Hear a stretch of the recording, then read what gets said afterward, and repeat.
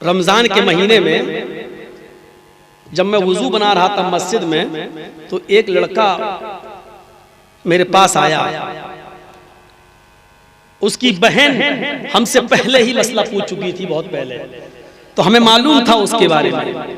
तो वो वहां बैठकर हमसे कहने लगा, मौलाना एक मसला बताइए। मैंने कहा जी बोलो क्या बात।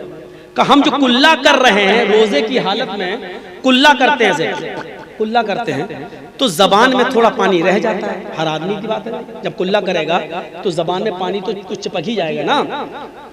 कहा कि अब कोई आदमी इसको दांतों से ऐसे तो करता नहीं है, कर अब जबान पर जो पानी चिपक गया, वुजू के बाद हम उठते हैं और नमाज पढ़ने जाते हैं, अगर जबान का वो चिपका हुआ पानी थूक के जरिए पेट में चला जाए तो रोजे पर कोई फर्क पड़ेगा?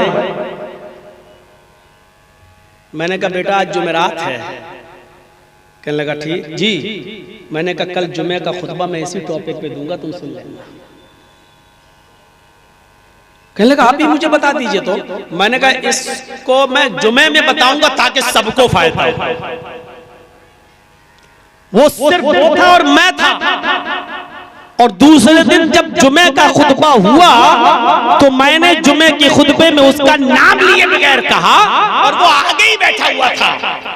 आज मैंने उसका नाम लिए बगैर कहा कि हमने कहा लोग इतने बड़े मुत्तकी और परहेजगार होने का नमूना पेश करते हैं कि रोजे की हालत में वुजू बनाते वक्त वो ये पूछते हैं कि जबान पर चिपका हुआ पानी अगर हलक के नीचे चला जाए तो क्या मेरे रोजे पर कोई फर्क पड़ेगा?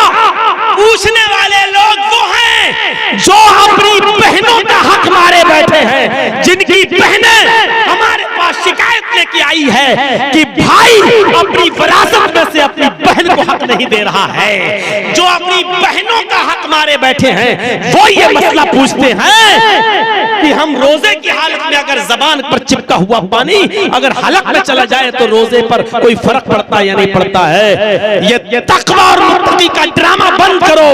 वो सब जालिम है, चाहे कितनी नमाजें पढ़ लो, चाहे कितने रोजे रख लो, चाहे कितनी तहज्जुदें पढ़ लो, जो अपने बेटों को तो जमीन और जायदाद देते हैं लेकिन अपनी बेटियों के लिए उनके पास कोई जमीन नहीं है, कोई हिस्सा नहीं है।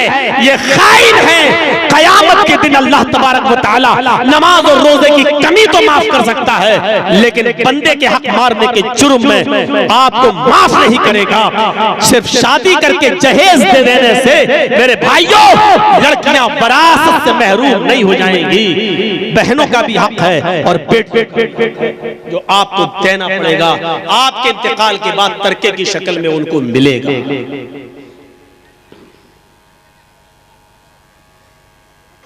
आ गए मस्जिद में पढ़ लो। अरे तू तहज्जुद ही क्यों ना पढ़ ले? तेरे सर पर इतना मोटा टीका क्यों ना जम जाए? अगर तू वसीयत नहीं करता, अगर तू अपनी जिंदगी में ये नहीं कहता कि मेरे इंतकाल के बाद लड़के और लड़की और बीवी और बहन जितना भी है सबको शरीयत के मुताबिक जितना बनता है उतना पूरा पूरा हक उनको दे देना, अगर आप ये वसीयत नहीं करते हैं तो आप गुनाहगार होंगे। अगर आप ये कह के जाते ना बड़े बेटे ने मेरी ज्यादा खिदमत की है उसको इतना दे देना, और उन्हें कम की इनको इतना इतना दे देना, तो आप गुनाह का दरवाजा खोल के जा रहे हैं। अगर आपके किसी बेटे ने आपकी खिदमत ज्यादा की है तो उसको सवाब भी ज्यादा मिलेगा, लेकिन खिदमत ज्यादा करने की वजह से वो आपकी जमीन और जायदाद में ज्यादा हिस्सेदार बन जाए, ये नहीं हो सकता है, ये गलत। अल्लाह के नबी ने साद इब्न अबी वक्कास से कहा, साद तुम सारे के सारे माल की वसीयत नहीं कर सकते, इसको न तो सारा का सारा माल मस्जिद में दे सकते हो, न मदरसों में, न गरीबों में, न मिस्कीनों में, तुम ऐसा हरगिज नहीं कर सकते। हजरत साद इब्न अबी वक्कास कहते हैं, ऐ अल्लाह के नबी तब हम 2/3 माल की वसीयत कर देते हैं। 2/3, यानी हमारी जो वरासत, जो जमीन और जायदाद, जो जमीन है, जो मकान है, हम उसके 3 हिस्से कर देते हैं और 2 हिस्से खैरात कर देते हैं, सदका कर देते हैं, अल्लाह की राह में निकालने की वसीयत कर देते हैं। 3 हिस्से करके 2 हिस्से। क्या 2/3 की 2/3 की मैं वसीयत कर दूं? अल्लाह के नबी ने फरमाया ला तफअल, आए साथ तुम 2/3 की भी वसीयत नहीं कर सकते, ये तुम्हारे लिए गलत है। तुम अपनी वरासत में से, अपनी मिल्कियत में से 3 हिस्सों में से 2 हिस्से की भी वसीयत नहीं कर सकते। हजरत साद इब्न अबी वक्कास कहते हैं, बुखारी शरीफ की रिवायत, आए अल्लाह के नबी तब हम आधा आधा कर देते हैं, आधे को हम छोड़ देते हैं और आधा माल हम वसीयत कर देते हैं कि अल्लाह की राह में खैरात है, अल्लाह की राह में सदका है। अल्लाह के नबी फरमाते हैं ऐसा तुम आधा माल भी अल्लाह की राह में नहीं निकाल सकते। हमारी मिल्कियत कहा कि तुम नहीं निकाल सकते। तब अल्लाह के नबी से साद इब्न अबी वक्कास ने कहा, अय अल्लाह के रसूल, फिर 1/3 यानी 3 हिस्सों में से क्या 1 हिस्से की भी हम वसीयत नहीं कर सकते हैं? आपने फरमाया हाँ, आए साद 1/3 की तुम वसीयत कर सकते हो, 1/3 की तुम वसीयत कर सकते हो। आने वाला जमाना गुजरे हुए जमाने से ज्यादा खतरनाक है और अल्लाह के नबी सल्लल्लाहु अलैहि वसल्लम ने फरमाया था कि फितने आसमान से बरस रहे हैं, फितने आसमान से टपक रहे हैं और हर आने वाला फितना गुजरने वाले फितने से ज्यादा भयानक होगा। जैसे मगरिब की नमाज के बाद कोई शख्स ये कहे कि हम अभी अच्छा काम कर लेंगे, थोड़ा सा उजाला होने दो, थोड़ी सी रोशनी आने दो, उसके बाद हम नेक काम कर लेंगे, अच्छे काम कर लेंगे, तो वो धोखे में है। क्योंकि मगरिब के अजान के बाद और थोड़ी देर के बाद उजाला नहीं होगा, बल्कि जितनी रात गुजरेगी वो और ज़्यादा भयानक होगी, और ज़्यादा काली होगी, और ज़्यादा ख़तरनाक होगी। इसी तरीके से अगर कोई शख्स ये कहे कि माहौल सही होने दो, उसके बाद हम नेक अमल कर लेंगे, उसको इस बात का एहसास होना चाहिए कि आने वाला ज़माना और ज़्यादा ख़राब होगा, और ज़्यादा ख़तरनाक होगा, और ज़्यादा डेंजर होगा। इसलिए जो वक्त मिल रहा है उसको गनीमत जानकर हमें नेक अमाल में जल्दी करना चाहिए। यहाँ मैं जब आया तो बहुत सी चीज़ें थी मेरे जहन में, लेकिन फिर जब मैं इस कुर्सी पर बैठा तो मैंने सोचा कि जो चीज़ हमें और आपको आज के ज़माने में सबसे ज़्यादा सख्त ज़रूरत है, उस चीज़ पर बोला जाए, और वो है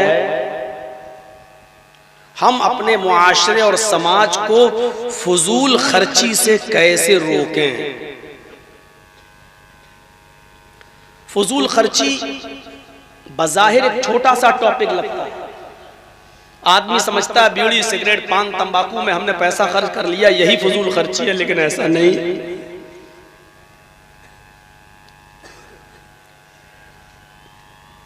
आज मुस्लिम कौम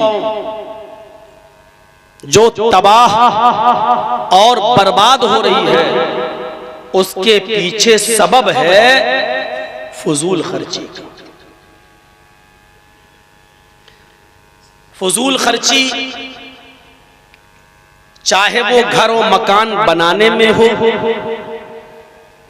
फजूल खर्ची चाहे शादी और ब्याह के अंदर 50 आदमियों का खाना बनाना हो और हम जज्बात में आके बना दें 200 आदमियों का, और पता चला कि 150 आदमियों का खाना बर्बाद हो रहा है, चाहे वो इस शक्ल में हो। फजूल खर्ची चाहे जलसों की शक्ल में हो कि अगर हमारी आवाज एक माइक से पूरे जलसे और पिंडाल तक पहुंच सकती है तो 10-10 माइक लगाकर हम उसमें पैसा बहाएं और खर्च करें। चाहे वो इस शक्ल में हो और चाहे वो अपनी औलाद की तामीर और तरक्की के सिलसिले में हो,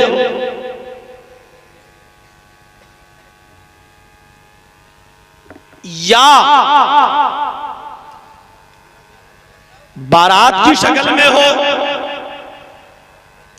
या वो जहेज की शक्ल में हो, गर्ज यह है कि फजूल कहते ही उसी को है कि जरूरत से ज्यादा हम किसी चीज पर अपनी दौलत को पानी की तरह से बहा दें, वही चीज फजूल खर्ची कहलाता है। और फजूल खर्ची करने वाले के लिए कुरान ने सिर्फ एक उसूल और ज़ाब्ता बनाया है, इन्नल मुबज़्ज़िरीना कानू इख्वानश शयातीन, फजूल खर्ची करने वाले शैतान के भाई हैं। ज़हन में रखिएगा इस आयत को। अल्लाह ताला ने अपने नेक और मोमिन बंदों की और सच्चे बंदों की जब पहचान बताई है, उस पहचान में उसने एक पहचान ये भी बताई है, वल्लज़ीना इज़ा अनफ़क़ू लम युस्रिफ़ू व लम यक़्तुरू व काना बैना ज़ालिका क़वामा। अल्लाह के सच्चे बंदे, अल्लाह के नेक बंदे, अल्लाह के मोमिन बंदे वो हैं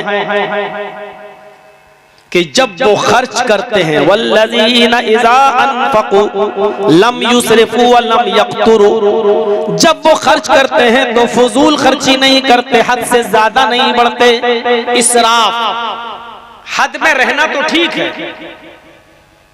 हमारे 3 बच्चे हैं, एक बीवी और एक हम, 5 लोगों पर मुश्तमिल हमारा घर है। अगर 250 ग्राम गोश्त में, 250 ग्राम गोश्त में या आधा किलो गोश्त में हमारा काम चल रहा है, हम मजीद आधा किलो और लाकर 1 किलो बनाते हैं, सिर्फ इसलिए कि कम ना पड़ जाए हमारे बच्चों के लिए। लेकिन आधा किलो में काम चल गया और आधा किलो हम बेकार कर रहे हैं, लास्ट में उसको फेंक रहे हैं, तो मेरे भाइयों ये भी फजूल खर्ची है। लेकिन अगर जरूरत है आधा किलो की और हम कंजूसी करके 250 ग्राम घर में ला कर दें कि हमारे बीवी और बच्चों का सही पेट न भरे, तो ये भी गलत है। इस्लाम ने इसराफ से भी मना किया है, हद से ज्यादा आगे बढ़ना, फजूल खर्ची से भी मना किया है, लेकिन तंग दस्ती से भी मना किया है। जरूरत के तहत पूरा पूरा इंतजाम न करना, इससे भी रोका है। वल्लज़ीना इज़ा अनफ़क़ू लम युस्रिफ़ू व लम यक़्तुरू व काना बैना ज़ालिका क़वामा। न तो हद से आगे बढ़ते हैं, न इसराफ करते हैं, न फजूल खर्ची करते हैं, वलम यक़्तुरू, और न ही बखीली करते हैं। और इसकी जीती जागती एक मिसाल देता हूं। अल्लाह के नबी के पास एक औरत आई और कहती, अल्लाह के रसूल, मेरे शौहर मुझे और अपने बच्चों पर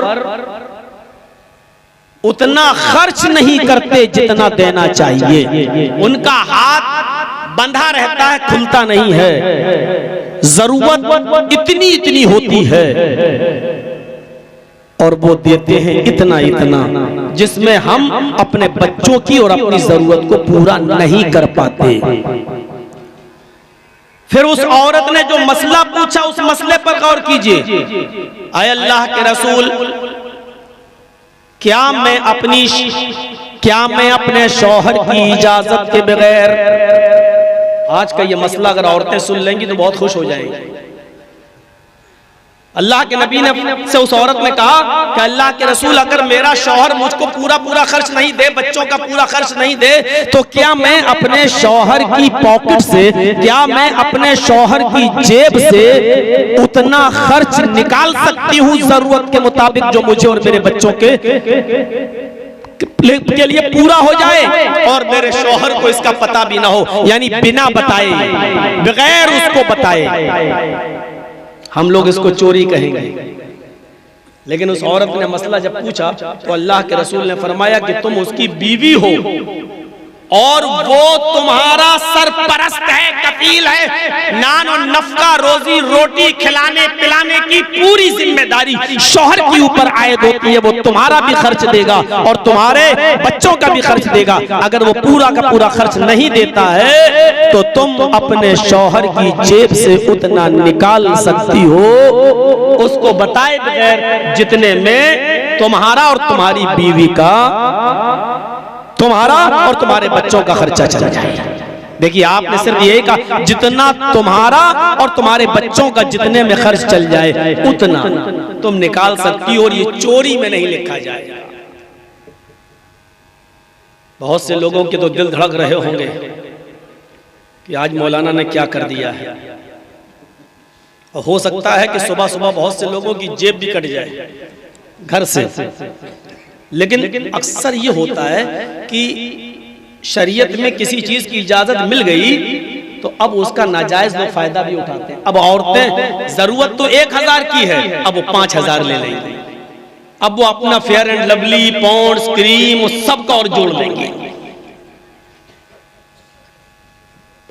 बाजार में और मार्केट में बहुत अच्छे सूट चलने लगे हैं, प्लाजो, क्या क्या नई नई डिजाइनें आने लगी हैं, तो चलो ये भी हम ले लेंगे। अब तो मौलाना साहब ने इजाजत दे दी है, उंगली की दी है, हम एक हाथ बढ़ा देंगे, एक पोर की दी हम पूरी उंगली बढ़ा देंगे। जर्जी साहब ने 100 रुपए कहाँ निकाल सकते हो, चलो हम 500 निकाल लेंगे। इजाजत तो मिली गई है। याद रखना, शरीयत ने उतनी ही इजाजत दी है जितने में तुम्हारा और तुम्हारे बच्चों का खर्चा चल सके, उससे ज्यादा नहीं, उससे ज्यादा लिमिट में तुम नहीं निकाल सकती हो, फिर वो चोरी मानी जाएगी, जो शौहर के माल में भी जायज नहीं।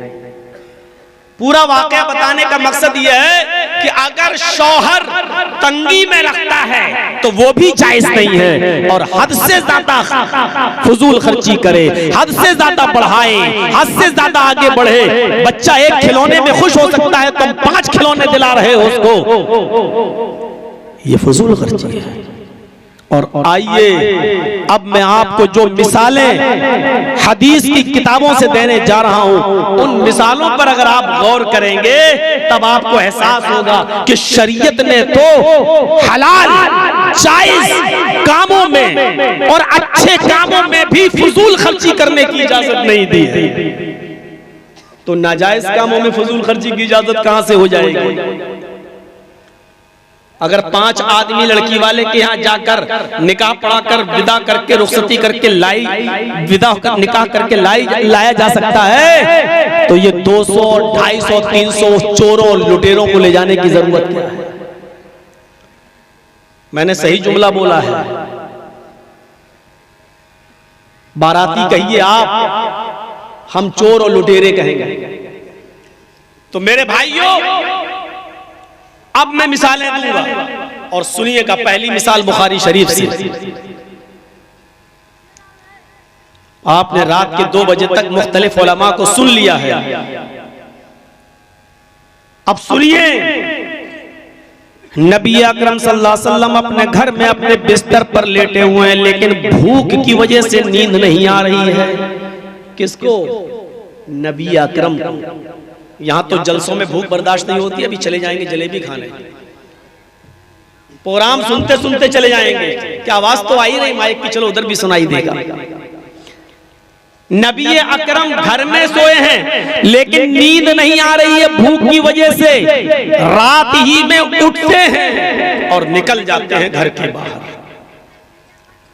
जब रात में घर से बाहर निकलते हैं तो क्या देखते हैं, जिस सड़क पर जिस रास्ते पे चल रहे हैं अंधेरे में कोई आ रहा है।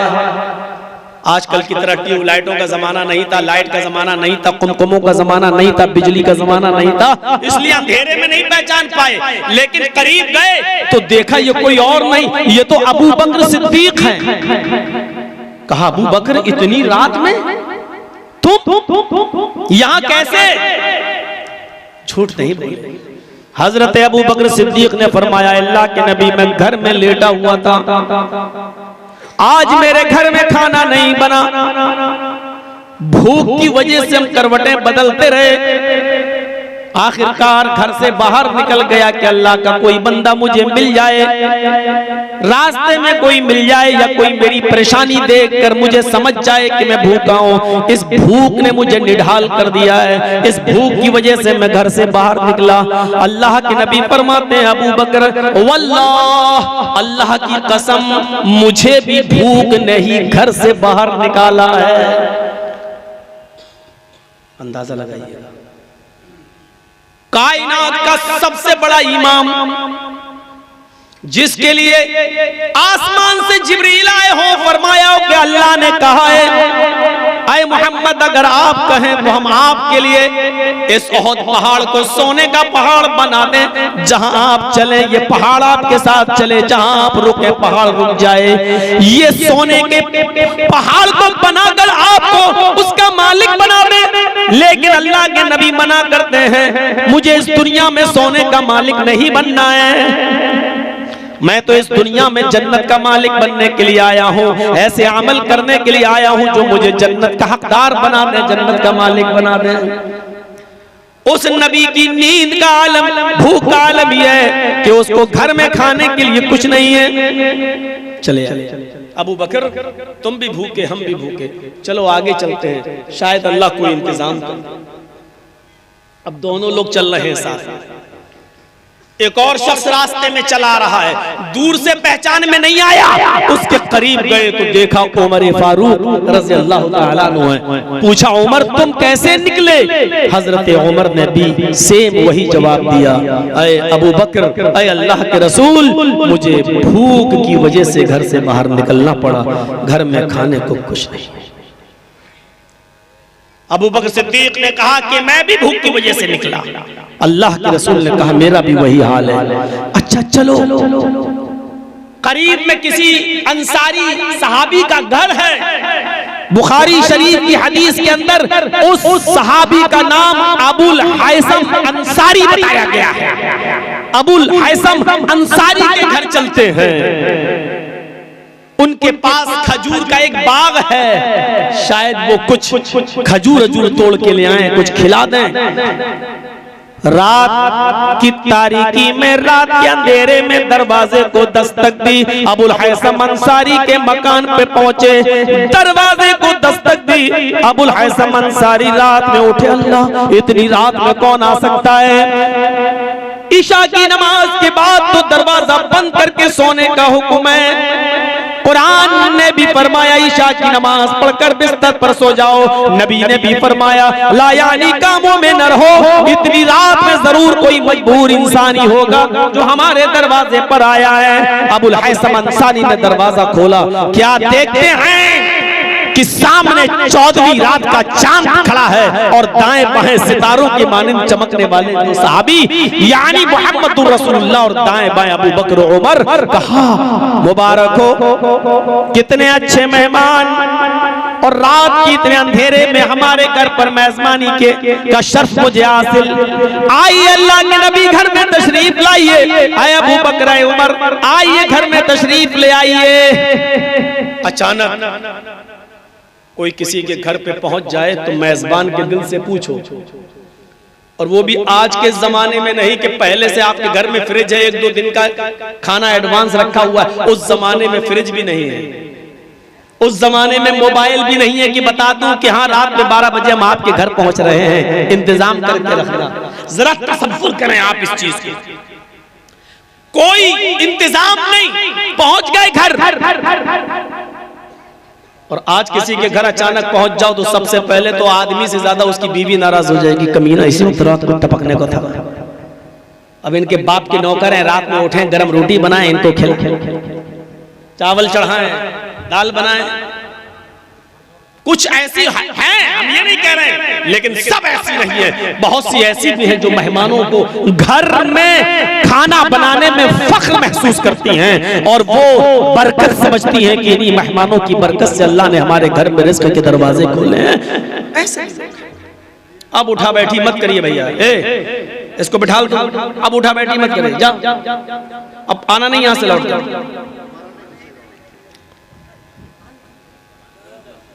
पानी भी पियाना और पेशाब भी करके आना। ऊपर नीचे दोनों का इंतजाम, जाओ यहां से। हाँ तो मेरे भाइयों सुनिए, हजरत अबुल हैसम अंसारी कहते हैं कि आइए, कैसे आना हुआ। अल्लाह के नबी रात में बिस्तर बिछा दिया, दोनों आराम करने लगे तीनों, और अपनी अपनी असल वजह बता दी। हम तीनों को भूख ने घर से बाहर निकाला है। हजरत अबू हैसम अंसारी भागते हुए दौड़ते हुए घर के बगल में उनका बाग था खजूर का, एक खजूर का गुच्छा तोड़ के ले आए। उस खजूर के गुच्छे में कच्ची खजूरें भी थी, पकी हुई भी थी, अधकच्ची भी थी। अंधेरे में नहीं दिखा, तोड़ दिया, जैसा मिला ले आए। आए अल्लाह के नबी, अपनी अपनी मर्जी के मुताबिक खजूरें खाइए, जैसी जिसको मिल जाए ये खाइए, तब तक ये पानी रखा पीजिए, मैं आपके लिए खाने का इंतजाम करता हूं।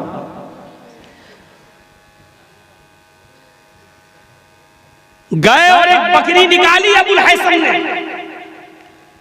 और बकरी को जैसे ही ज़िबा करने वाले हुए, अल्लाह के नबी ने पूछा, अबुल हैसम लगता है ये बकरी तो दूध देती है। कहा हाँ, तो क्या हुआ, आपसे बढ़कर थोड़ी है।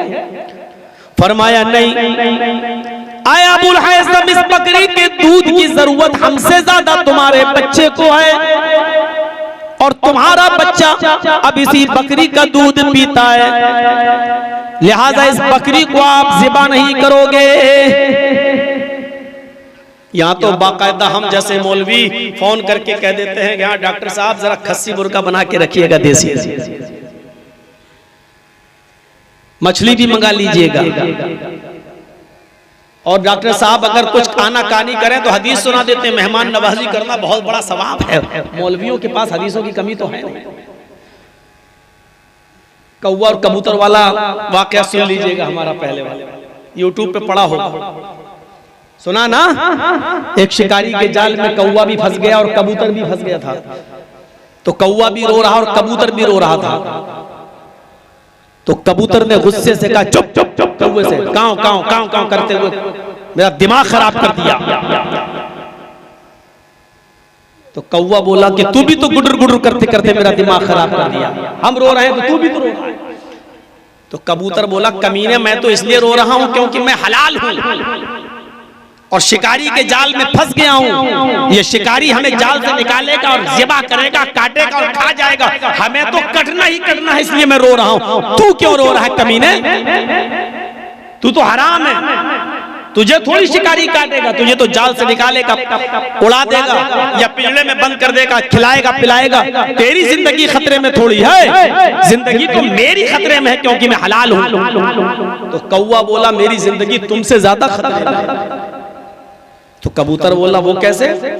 कौवे ने कहा कि ये जाल किसी जाहिल का नहीं है, मौलवी का है जिसमें हम फंसे हैं। कबूतर ने कहा, मौलवी का जाल है तो क्या हुआ। कौवा बोला, इसका कोई भरोसा नहीं, कब ये हलाल का फतवा दे के हमको भी काट के खा जाए। हमारी जान तो तुमसे ज्यादा उस मुसीबत में पड़ी हुई है, तुम्हें तो करना ही है, हम तो पल पल मर रहे हैं, बचेंगे कि नहीं बचेंगे। ये मौलवी है, पता नहीं कब हलाल का फतवा दे, ये कह दे कि हालात खराब है कौवा खा सकते हैं, ये तो कब हलाल का फतवा दे के हमको भी काट के फतवा दे दे कि कौवा भी हलाल। मेरे भाइयों, तो मौलवी से कोई नहीं बच पाता है। तो अंदाजा लगाइएगा, अल्लाह के नबी ने मना कर दिया, अबुल हैसम अभी तुम इस बकरी को नहीं ज़िबा करोगे। अबुल हैसम ने कहा, ठीक है नहीं करूंगा, लेकिन मेरे पास एक बकरी का बच्चा नहीं, 1 साल का इसका बच्चा भी है, 1 साल का इस बकरी का नर बच्चा नहीं, बकरा भी मौजूद है, मैं उसको ज़िबा कर देता हूँ। ज़िबा कर दिया,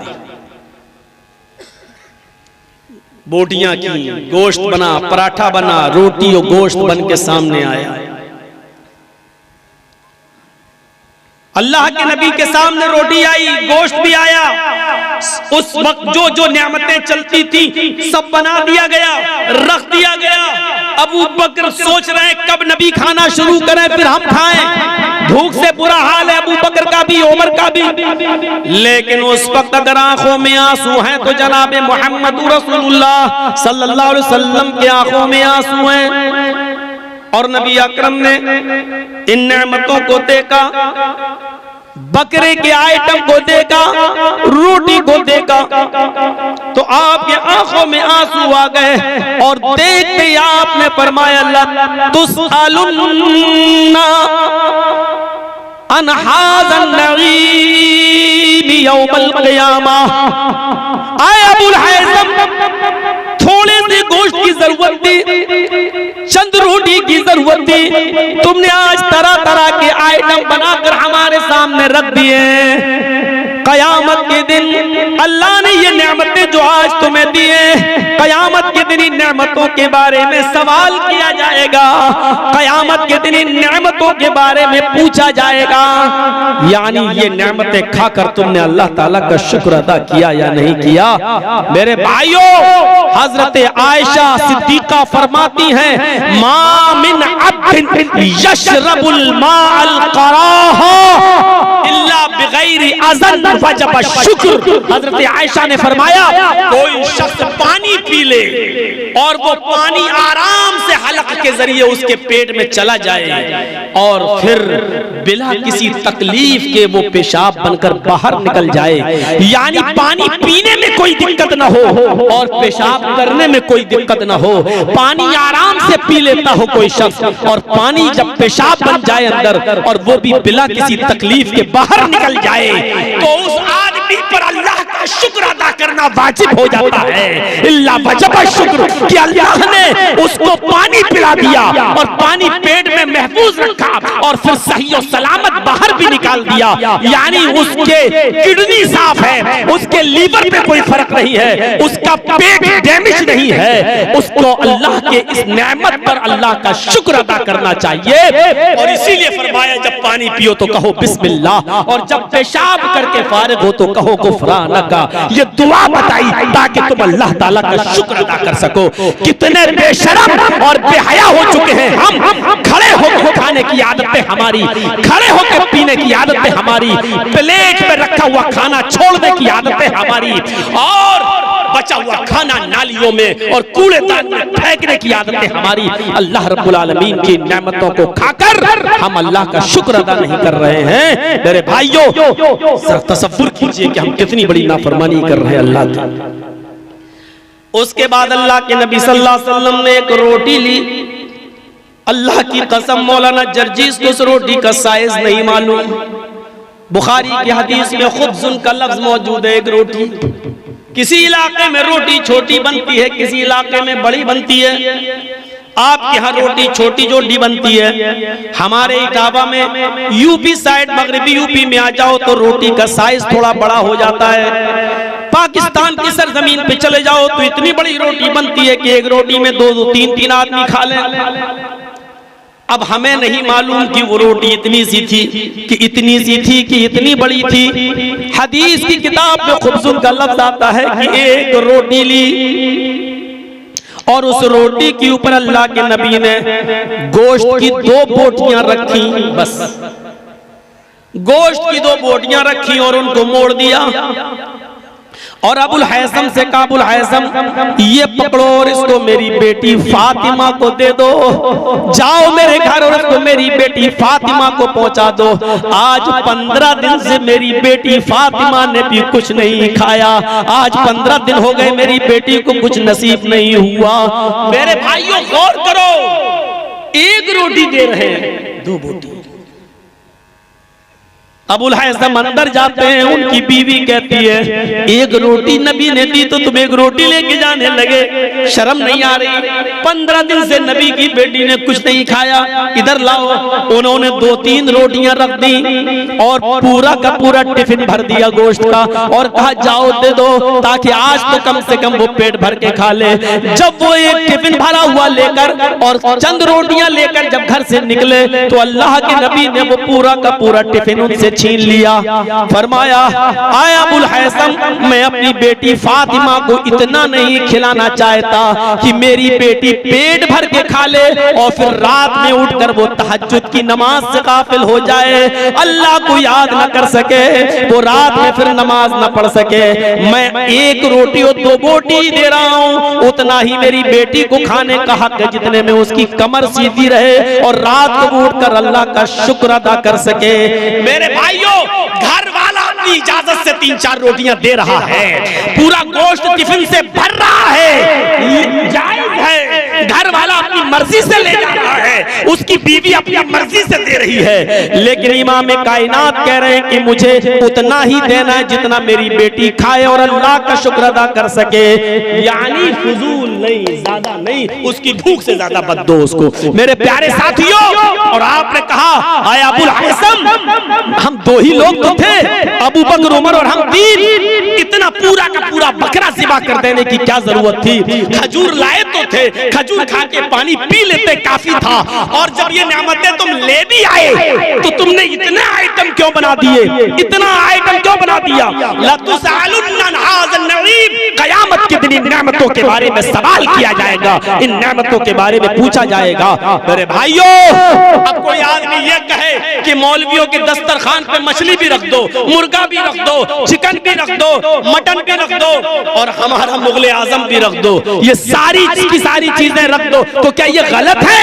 मैं गलत नहीं कह रहा हूं आपको, मैं गलत नहीं कह रहा हूं। आपको अल्लाह ने मेहमान नवाजी की इस्तिताअत दी है, आप खिलाइए, खिलाइए। मामला है यहाँ शुक्र का, खाने वाले को भी और खिलाने वाले को भी अल्लाह की नेमतों पर अल्लाह का शुक्र अदा करना चाहिए। अल्लाह के नबी ने खाया लेकिन अल्लाह का शुक्र अदा किया, और क्या कहा कि इन नेमतों के बारे में सवाल होगा कि इन नेमतों को तुमने खाकर अल्लाह का शुक्र अदा किया कि नहीं किया।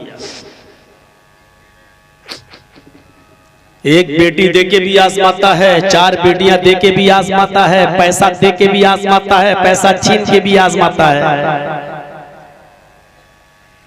गरीब बनाकर भी आजमाता है, अमीर बनाकर भी आजमाता है।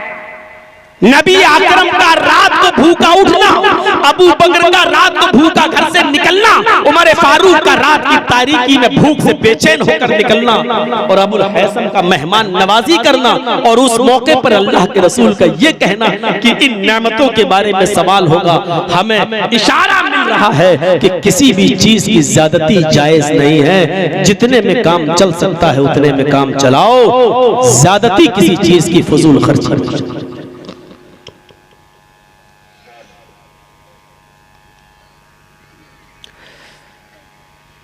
मेरे भाइयों, इस वाकये की रोशनी में हम अपने आप को तलाश करें, ढूंढें और देखें। एक और वाकये की तरफ आपको लेके चलता हूं, एक और वाकये की तरफ आपको लेके चलता हूं। उस वाकये की रोशनी में जरा हम अपने आप को देखें और ढूंढें और तलाश करें। हजरत काब इब्ने मालिक का नाम सुना होगा। ग़ज़वे तबूक में अल्लाह के रसूल ने जब जंग करने का और निकलने का हुक्म दे दिया था जिहाद के लिए, तो इसमें हजरत काब इब्ने मालिक पीछे रह गए थे। अल्लाह के रसूल ने काब इब्ने मालिक का बाइकाट कर दिया था। कुछ दिनों के बाद काब इब्ने मालिक को मस्जिद में आने से भी मना कर दिया था। आए काब इब्ने मालिक, मस्जिद में नहीं आ सकते हो जब तक अल्लाह तबारक व तआला की तरफ से तुम्हारे बारे में कोई मुहकम और मजबूत हुक्म नाजिल नहीं हो जाता, तुम अब मस्जिद में भी नहीं आ सकते। गौर कीजिएगा, अल्लाह के रसूल ने एक काम का हुक्म दिया और वो उससे पीछे रह गए और उज़्र बताया कि कुछ नहीं, मैंने सोचा मेरा घोड़ा बहुत अच्छा है, बहुत मजबूत है, हम तो सुबह सुबह निकलेंगे और पहुंच जाएंगे, लेकिन हमको नींद आ गई, नहीं उठ पाए, इसलिए उस ग़ज़वे से पीछे रह गए। बस अल्लाह के रसूल ने कहा तुम्हारा उज़्र गैर माकूल है, इसलिए अल्लाह की तरफ से हुक्म आएगा तब तुमसे बातचीत नहीं। नमाज से रोक दिया, मस्जिद से रोक दिया। काब इब्ने मालिक अपने घर में नमाज पढ़ने लगे। कुछ दिनों के बाद हुक्म होता है कि काब इब्ने मालिक से कोई भी आदमी सलाम नहीं करेगा। आए लोगों, अल्लाह ताला, अल्लाह के नबी का फरमान, कोई भी काब इब्ने मालिक से सलाम नहीं करेगा अगर वो मार्केट में बाजार में मिल जाते हैं। लोगों ने सवाल किया, आए अल्लाह के नबी, हम तो काब इब्ने मालिक से सलाम नहीं करेंगे, लेकिन मार्केट में बाजार में टहलते हुए अगर काब इब्ने मालिक हमें सलाम करने लगे, अगर वो हमसे कहने लगे अस्सलामु अलैकुम, तो हमारा क्या जवाब होगा? तो अल्लाह के नबी ने फरमाया, काब को तुम देखना तो तुम अपनी तरफ से सलाम मत करना, लेकिन अगर वो तुम्हें सलाम करें तो सलाम का तुम जवाब दे देना, वालेकुमुस्सलाम। इसके बाद तुम कुछ मत बोलना, वो कुछ भी तुमसे पूछे कोई जवाब नहीं देना और आगे बढ़ जाना। वो ज्यादा जिद करे तो फरमा देना कि मोहम्मद रसूलुल्लाह सल्लल्लाहु अलैहि वसल्लम ने तुम्हारी किसी भी बात का जवाब देने से मना कर दिया। कैसा सोशल बाइकाट था। इंसान के लिए सबसे बड़ी रुसवाई तब होती है जब उसका गांव उसका बाइकाट करता है, समाज बाइकाट करता है। बहुत बड़ी बेइज्जती की बात होती है। काब इब्ने मालिक कहते हैं, अल्लाह ये जमीन फट जाए, मैं इसके अंदर समा जाऊं, मुझे ये दिन देखना पड़ रहा है। मैं अपने घर पे नमाज पढ़ता हूं, अब तो लोगों ने सलाम करना भी छोड़ दिया। मैं सलाम करता हूं तो सिर्फ जवाब दे के आगे बढ़ जाते हैं, मेरी बात का जवाब देने के लिए तैयार नहीं। कुछ और जमाना गुजरता है, अल्लाह के नबी ने काब इब्ने मालिक को खबर पहुंचाई कि आए काब इब्ने मालिक, अल्लाह की तरफ से हुक्म नाजिल हुआ है कि तुम अपनी बीवी को भी छोड़ दो। अल्लाह, इस मुसीबत की घड़ी में पूरा समाज मेरे साथ नहीं था, पूरा गांव मेरे साथ नहीं था। हम अपने घर में रहकर अपनी बीवी के पास बैठकर कुछ बातें कर लिया करते थे, अपना दिल हल्का कर लिया करते थे। आज अल्लाह के नबी का हुक्म आ गया है कि अपनी बीवी को भी छोड़ दे। पूछा, ये पूछ के आओ कि अल्लाह के नबी क्या चाहते हैं, बीवी को छोड़ने का मतलब क्या है? तलाक दे दूं या उसको से बातचीत करना बंद कर दूं?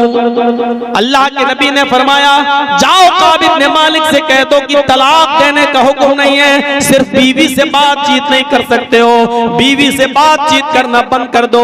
जब तक अल्लाह की तरफ से कोई हुक्म नाजिल नहीं होता है तो बीवी से भी बातचीत करने की इजाजत नहीं। काब इब्ने मालिक कहते हैं कि मैंने अपनी बीवी से कहा, तुम अपने घर चली जाओ, क्योंकि मेरे घर में रहोगी तो मेरा बात करने को दिल करेगा, और जब मैं बात करूंगा तो अल्लाह के नबी की नाफरमानी होगी। अब मेरा फैसला जो भी हो अल्लाह की तरफ से, अल्लाह ही को मालूम है। अब तुम जाओ, अल्लाह कोई खैर करेगा तो तुम आना, वरना जब तक मैं तुम्हें नहीं बुलाऊं तुम मत आना।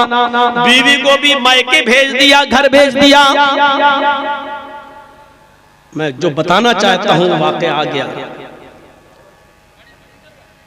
50 दिन का अरसा गुजर गया, तकरीबन 2 महीने का अरसा इस सोशल बाइकाट के सिलसिले में इतनी लंबी मुद्दत गुजर गई। एक दिन फजर की नमाज पढ़ने के बाद अपने घर की छत के ऊपर बैठे हुए थे और फिजा को देख रहे थे। भीनी भीनी खुशबू आ रही थी, ठंडी ठंडी हवा महसूस कर रहे थे और कह रहे थे, ये सारी चीजें मुझे काट रही हैं। या अल्लाह, वो दिन कब आएगा, मेरे लिए कोई हुक्म नाजिल फरमा दे। कहते हैं कि 2 महीने के बाद अभी मैं इसी पोजीशन में था कि अल्लाह के नबी सल्लल्लाहु अलैहि वसल्लम का एक कासिद मेरे पास आता है, एक सहाबी आता है और जोर से आवाज देता है, आए काब इब्ने मालिक, अल्लाह ताला ने तुम्हारी तौबा कबूल कर ली, तुम्हारी दुआ कबूल कर ली, अल्लाह ने तुम्हें माफ कर दिया और जनाब मोहम्मद रसूलुल्लाह सल्लल्लाहु अलैहि वसल्लम ने तुम्हें बुलाया है। काब इब्ने मालिक कहते हैं, मेरे होश उड़ गए। ये ऐलान मैंने जैसे उस सहाबी के मुंह से सुना तो मुझे मेरे पैरों के नीचे जमीन नहीं रही। मैं सोच रहा था कि अल्लाह, मैं ख्वाब तो नहीं देख रहा हूँ। जल्दी से मैं एक सीढ़ी की बजाय 5-5 सीढ़ी छलांग लगाने लगा, उतरने लगा। मैंने उस सहाबी से पूछा, क्या मेरी तौबा कबूल हो गई? फरमाया, हाँ। क्या अल्लाह के नबी ने मुझे बुलाया है? फरमाया हाँ। काब इब्ने मालिक उसी वक्त दौड़ लगाते हैं, भागते हैं, सीधे मस्जिद में जाते हैं। क्या देखते हैं कि जो सहाबा काब इब्ने मालिक से बात करने के लिए तैयार नहीं, मस्जिद के अंदर वो सहाबा मोस्ट वेलकम, खुशामदीद कह रहे हैं। हजरत काब इब्ने मालिक को सीने से लगा रहे हैं, गले से चिपका रहे हैं। और काब इब्ने मालिक सहाबा की भीड़ चीरते हुए जनाब मोहम्मद रसूलुल्लाह सल्लल्लाहु अलैहि वसल्लम के पास जाते हैं। अल्लाह के नबी ने काब इब्ने मालिक को सीने से लगाया और फरमाया, आए काब, अल्लाह ने तुम्हारी तौबा को कबूल कर लिया है, तुम्हारी खता को माफ कर दिया है, तुमने सच सच बोलकर अपना उज्र बताया था, इसलिए तुम्हारी सच्चाई के इबाद अल्लाह ने तुम्हें माफ कर दिया है। और जाओ तुम अपनी बीवी को अपने घर से बुला लाओ। अल्लाह ने अब तुम्हें तुम्हारी बीवी से मुलाकात की और बातचीत की इजाजत दे दी है, तुम अपने घर जाकर अपनी बीवी को बुला लाओ। हजरत काब इब्ने मालिक कहते हैं, आए अल्लाह के नबी, आए अल्लाह के रसूल सल्लल्लाहु अलैहि वसल्लम, आज मेरी गलती की माफी हो गई है, अल्लाह ने मेरी तौबा कबूल कर ली है। इस खुशी में मैं अपनी सारी जमीन, सारी जायदाद, सारे मकानात जो कुछ मेरे पास हैं, मैं अल्लाह ताला को कर्ज़े हसना दे रहा हूँ, मैं गरीबों और मिस्कीनों में सदका कर रहा हूँ। मैंने सब कुछ अल्लाह को कर्ज़े हसना दे दिया, मैं सब कुछ दे रहा हूँ मारे खुशी के। आज अल्लाह ने मेरी तौबा को कबूल कर लिया, इससे बड़ी खुशी मेरे लिए कुछ हो ही नहीं सकती है, इसलिए मैंने सब कुछ अल्लाह को दे दिया। ऐ अल्लाह के रसूल गवाह रहना, मैं सब कुछ दे रहा हूँ। अब देखिए, जैसे ही उन्होंने सब कुछ दिया और अल्लाह के रसूल से कहा कि मैं सब कुछ दे रहा हूं अल्लाह की राह में, तो फौरन अल्लाह के नबी खड़े होते हैं। जो चीज बताना चाहता हूं वो अब आई है। क्या कहा अल्लाह के नबी ने? आए काब, नहीं, तुम भले ही अल्लाह की राह में सब देना चाहते हो और बहुत अच्छी बात है भाई, अल्लाह की राह में दे रहे थे, सदका कर रहे थे, जिस चीज के मालिक थे सब कुछ देना चाह रहे हैं, लेकिन अल्लाह के नबी ने फरमाया, बुखारी शरीफ की हदीस के अल्फाज, अल्लाह के नबी ने फरमाया, अमसिक अलैका बाज़ मालिक, आए काब, थोड़ा माल, कुछ माल रोक लो। अगर सारा का सारा तुम अल्लाह की राह में सदका कर दोगे तो फिर तुम भीख मांगोगे, फिर तुम क्या खाओगे? तुम सड़क पर आ जाओगे, तुम रोड पर आ जाओगे। हमसे गाली का बाज़ा मालिक, अपने ऊपर कुछ माल रोक लो। अच्छे काम में, दीनी काम में भी सारा का सारा माल लुटाना जायज नहीं है। देख रहे हैं आप, अच्छे काम में भी आप सब कुछ नहीं लुटा सकते हैं। अल्लाह ने कहा, अल्लाह के नबी ने कहा, उतना दो जितना हुक्म दिया गया है। ज़कात फर्ज है, 100 में 2.5 रुपए, 40 में 1 रुपया, 1000 में 25 रुपए दो। इसके बाद इस्तिताअत है तो गरीबों मिस्कीनों में सदका करो, लेकिन सारा का सारा माल लुटाकर तुम खुद फकीर बन जाओ, तुम खुद दूसरों की रोटियों के टुकड़ों पर पलो, ये भी जायज नहीं है। मेरे भाइयों, जब जायज कामों में फजूल खर्ची जायज नहीं है, जब अच्छे और दीनी कामों में फजूल खर्ची जायज नहीं है, जब मदरसे को अपने घर का पूरा माल लुटा देना, सदका और खैरात कर देना जायज नहीं है, तो फिर बारातियों पर और जहेज में और शादियों के मौके पर इन गलत कामों में और गैर सुन्नत कामों में फजूल खर्ची करना और अपने घर का कीमती और मेहनत का असासा लुटाना कहां से जायज हो जाएगा? इस बात को जरा अपने जहन में रखिए। काब इब्ने मालिक का ये कहना, आए अल्लाह के रसूल मैं सारा माल दे रहा हूं, अल्लाह के नबी का ये कहना, अमसिक अलैका बाज़ मालिक, नहीं, सारा नहीं दे सकते हो तुम, कुछ रोक।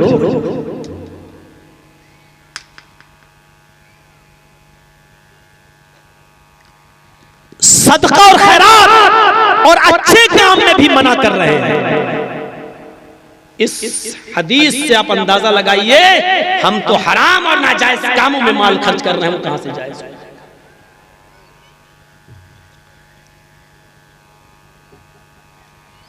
ये कुरान और हदीसें इसलिए सुनाई जाती हैं ताकि हम इसको अपने समाज और मुआशरे पर लागू करें और इन हदीस की रोशनी में हम अपने आप को देखें, टटोलें। बताइए हम कैसे लग रहे हैं, कहां खड़े हैं हम, क्या हैसियत है हमारी। और कुछ लोग दिखाने के लिए भी बहुत खर्च करते हैं। आजकल हमें आपके इलाके का नहीं मालूम, एक बड़ा मैदान है, उसमें शादी का टेंट लग सकता है, लेकिन हम गांव के उस बड़े मैदान में अपनी फील्ड में शादी का टेंट नहीं लगाते हैं। 25,000 रुपए में शादी हॉल बुक कर रहे हैं, 50,000 रुपए में शादी हॉल बुक कर रहे हैं। मेरे भाइयों, ये 50,000 में शादी हॉल बुक करने वाले कयामत के दिन अपने रब को क्या जवाब देंगे। इस हाल में कि गरीब लड़कियां जहेज न होने की वजह से, बाइक न होने की वजह से आज आत्महत्याएं कर रही है और गैर मुस्लिम लड़कों के साथ अफेयर चला रही है और गैर मुस्लिम लड़कों के साथ निकाह कर रही है, क्योंकि उनके पास बाइक नहीं है, उनके बाप के पास देने के लिए 5 लाख रुपया नहीं है उस इंटरनेशनल भिखारी के लिए जो दुकान खोल सके। मेरे भाइयों, इसलिए उससे बेहतर समझती है कि किसी गैर मुस्लिम लड़के के साथ हम प्यार करें और कोर्ट में जाकर वो लव मैरिज करती है और फिर उस लड़की का जनाजा निकलता है, 2 बच्चों का मां बनाया जाता है उसको, और बच्चे को अपने पास रखकर वो गैर मुस्लिम लड़का उस लड़की को तलाक दे देता है। अब वो अपने घर भी नहीं आ सकती है, क्योंकि बाप ने कहा है गैर मुस्लिम के साथ गई है, मर चुकी है तू मेरे लिए। अब वो न घर आ सकती है, न वो अपने हिंदू धर्म के मुताबिक चिता में जल सकती है, न खुदा ही मिला, न विसाले सनम, न इधर के हुए न उधर के रहे हम। नतीजा ये निकलता है कि हमारी बेटी फिर किसी बड़े शहर में जाकर किसी तवाइफ खाने की जीनत बनती है और अपने जिस्म को बेचती है और पल पल उसका जिस्म बिकता है। इसके जिम्मेदार समाज के वो चौधरी और समाज के वो ठेकेदार हैं जो अपनी बेटियों की शादी के लिए 50-50 हजार रुपए में मैरिज हॉल बुक करते हैं। उनको इन गरीब लड़कियों की शादी की फिक्र नहीं होती है। ये ठेकेदार, ये सरमायादार, ये चौधरी, ये मुखिया, ये प्रधान, ये अमीर, ये दौलतमंद और ये साहूकार लोग हैं, इन गरीब लड़कियों के हत्यारे हैं। इनको तवाइफों के कोटे तक पहुंचाने की जिम्मेदारी ये लोग। यही सुनना चाहते थे ना, सुना दिया। आइंदा मत बुलाओ, ये तो मुखियों की खाल उधेड़ रहा है। मेरे भाइयों, मजबूरी है, सोचिए हम कहां हैं, आपको पता नहीं है। आप सिर्फ बिहार के दामन में रहते हैं, हमसे पूछो हिंदुस्तान के चप्पे चप्पे में प्रोग्राम करता हूं, इस वक्त क्या हालत है। आप तो खुश नसीब हैं कि आपके मदरसे में खुलेआम मदरसे का चंदा हो रहा है। हम उत्तर प्रदेश के अंदर अपने मदरसों का चंदा भी नहीं कर सकते। खुश नसीब है आप कि आपके यहाँ इदारे चल रहे हैं और आपसे इन इदारों के लिए भीख मांगी जा रही है, जिसको देने में आपकी छाती फट रही है। हम यूपी वालों से पूछो कि हम हिसाब दे रहे हैं कि कितने बच्चे पढ़ रहे हैं और पैसा कहां से आ रहा है। एक एक आदमी की रसीद दिखाना पड़ती है कि इसने इतना दिया है, और तब भी हमको शक की नजरों से देखा जाए। खुशनसीब है, लेकिन हालात बदलने में टाइम नहीं लगता है, ये याद रखिएगा। इसीलिए कहा अल्लाह के रसूल ने वक्त को गनीमत समझो और जो नेक काम करने का मौका मिल रहा है जल्दी करो। अल्लाह ने ये नहीं कहा कि नेक काम करो, अल्लाह ने कहा वसारिउ इला मगफिरतिन मिर रब्बिकुम व जन्नतिन। अल्लाह ने कहा कि नेक काम अल्लाह की मगफिरत और जन्नत के हुसूल को, जन्नत को पाने के लिए जल्दी करो। अल्लाह ने ये नहीं कहा नमाज पढ़ो, अल्लाह ने ये नहीं कहा रोजा रखो, अल्लाह ने कहा नेक काम करने में जल्दी करो। जल्दी करने का हुक्म दिया है। थोड़ी देर के लिए अगर रुक गए ना, फिर रुक भी सकते हो। कभी कभी होता है ना, हमारे दिल में ख्याल आया आज हम मदरसे को 500 रुपए देंगे, इंशाल्लाह जरूर दे देंगे। चलो अभी दे देंगे, अच्छा ठीक है चलो शाम को दे देंगे। और शाम तक फिर हमारा इरादा बदल गया। हजरत अबू बकर सिद्दीक का वाकया इमाम बुखारी रहमतुल्लाह अलैह अल अदबुल मुफरद के अंदर नकल करते हैं कि वो लैट्रीन के लिए गए जंगल में। उस जमाने में शौचालय और लैट्रीन घर में नहीं हुआ करता था। जंगल में गए, दरख्तों की आड़ में बैठे, अभी बैठे ही थे कि उठ गए, लैट्रीन नहीं की, क़ज़ाए हाजत से फारिग नहीं हुए, सीधे उठे और अपने घर गए। और घर से निकले फिर किसी और गांव में गए, थोड़ी देर के बाद फिर घर गए और पानी का लोटा लिया, फिर जंगल में गए और फिर लैट्रीन की, फिर वापस आए। किसी ने देख लिया था, कहा आए अबू बकर अभी थोड़ी देर पहले तो जंगल में गए थे, फिर गए हो, ज्यादा खा लिया क्या? ये लूज मोशन हो गया है, लैट्रीन लग गई है, ये बार बार क्यों गए? हजरत अबू बकर ने कहा पहली बार गए तो लैट्रीन नहीं की थी, उठ गया था। अच्छा क्यों? कहा जैसे ही मैं लैट्रीन के लिए बैठा मुझे ख्याल आया कि मेरे तकिए के नीचे सोने का एक टुकड़ा है, मैं इसको गरीबों में सदका कर दूं। फौरन उठा और मैं सीधे घर गया और सोने का वो टुकड़ा लिया और फिर मैं गरीब और मिस्कीनों में गया, उस टुकड़े को बेचा और उसकी कीमत मैंने गरीब और मिस्कीनों में बांट दी। उसके बाद घर गया और पानी का लोटा बदना लिया। अब मैं आया हूं, अब मैंने लैट्रीन की। पूछने वाले ने कहा आया अबू बकर सिद्दीक, ये काम तो आप लैट्रीन करने के बाद भी कर सकते थे। अरे आपको ख्याल आया तो आप लैट्रीन कर लेते, फिर घर में जाते, फिर तकसीम कर देते। आप लैट्रीन छोड़ के चले गए और पहले सदका किया, फिर आए, फिर लैट्रीन की। हजरत अबू बकर फरमाते हैं कि हाँ मैंने यही सोचा था कि लैट्रीन कर लूं उसके बाद जाऊं, लेकिन कुरान की आयत ज़हन में आ गई, अपने रब की मग़फ़िरत की तरफ जल्दी करो और जन्नत के उसूल के लिए जल्दी करो। अख़ाफ़ इन्ना शैतान युस्मिअना नाज़मी, मुझे डर लगा शैतान कहीं मेरे इरादे को बदल न दे। अभी मेरे दिल में सदका और खैरात का ख्याल आया, कहीं लैट्रीन करने के बाद जब मैं यहाँ से उठूं तो शैतान हमारे इरादे को बदल न दे, फिर सदके का ख्याल मेरे जहन से निकल न जाए, इसलिए पहले मैंने ये नेक काम कर दिया। वो लैट्रीन तक करना गवारा नहीं किए, पहले सदका कर लो, पहले खैरात कर लो, पहले गरीबों को दे दो, उसके बाद हम लैट्रीन करेंगे। जबकि नमाज जैसा अमल अल्लाह के नबी ने फरमाया अगर क़ज़ाए हाजत की जरूरत है तो पहले क़ज़ाए हाजत से फारिग हो जाओ, फिर जाओ नमाज पढ़ने के लिए। अल्लाह के नबी ने ये कहा नमाज बाद में पढ़ो, पहले लैट्रीन की जरूरत है तो पहले उस जरूरत से फारिग हो जाओ। लेकिन हजरत अबू बकर सिद्दीक ने कहा कि पहले हम ये काम करेंगे और उसके बाद में हम जाके फिर हम क़ज़ाए हाजत और लैट्रीन करेंगे। अंदाजा लगाइए नेक काम करने में कितनी जल्दी करते थे। आइए जरा इधर आइए और सुनिए, हजरत साद इब्न अबी वक़ास का नाम सुना होगा, बहुत जलील क़द्र सहाबी गुजरे हैं। हजरत साद इब्न अबी वक़ास बहुत ही जलील क़द्र सहाबी गुजरे हैं, सख्त बीमार हुए और फिर कुछ ठीक होने लगे। अब इधर तवज्जो दीजिएगा तो समझ पाइएगा मेरे वाक़े को। और अगर ये देखो कमर झुक चुकी है, अब उठ रहे हैं बेचारे।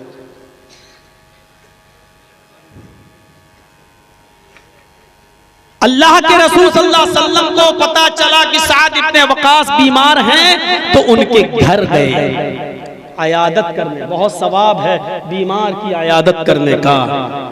कोई सुबह किसी मरीज की अयादत के लिए जाए तो शाम तक 70,000 फरिश्ते उसके लिए दुआ करते हैं। कोई शाम को मरीज की अयादत करने के लिए जाए तो सुबह तक फरिश्ते 70,000 फरिश्ते उसके लिए दुआ करते रहते हैं। मरीज की अयादत किया करो, उसको सब्र की तलकीन किया करो। और जब किसी मरीज को देखने जाओ तो खाली हाथ मत जाया करो, कुछ फल फ्रूट लेकर जाया करो। तीमारदारी करो तो कुछ लेके जाया करो। अल्लाह के नबी सल्लल्लाहु अलैहि वसल्लम साद इब्न अबी वक़ास के पास बैठ गए। साद इब्न अबी वक़ास कहते हैं क्या अल्लाह के नबी, अच्छा हुआ कि आप मेरे घर तशरीफ ले आए। अब मैं कुछ सही होने लगा, मेरी तबीयत में कुछ इफाका हो गया। आपने कहा इंशाअल्लाह बहुत जल्दी सही हो जाओ। कहा अल्लाह के नबी सिर्फ मेरी एक ही बेटी है। अब जो चीज बताई जा रही है गौर से सुनिएगा कुरसैल वालों,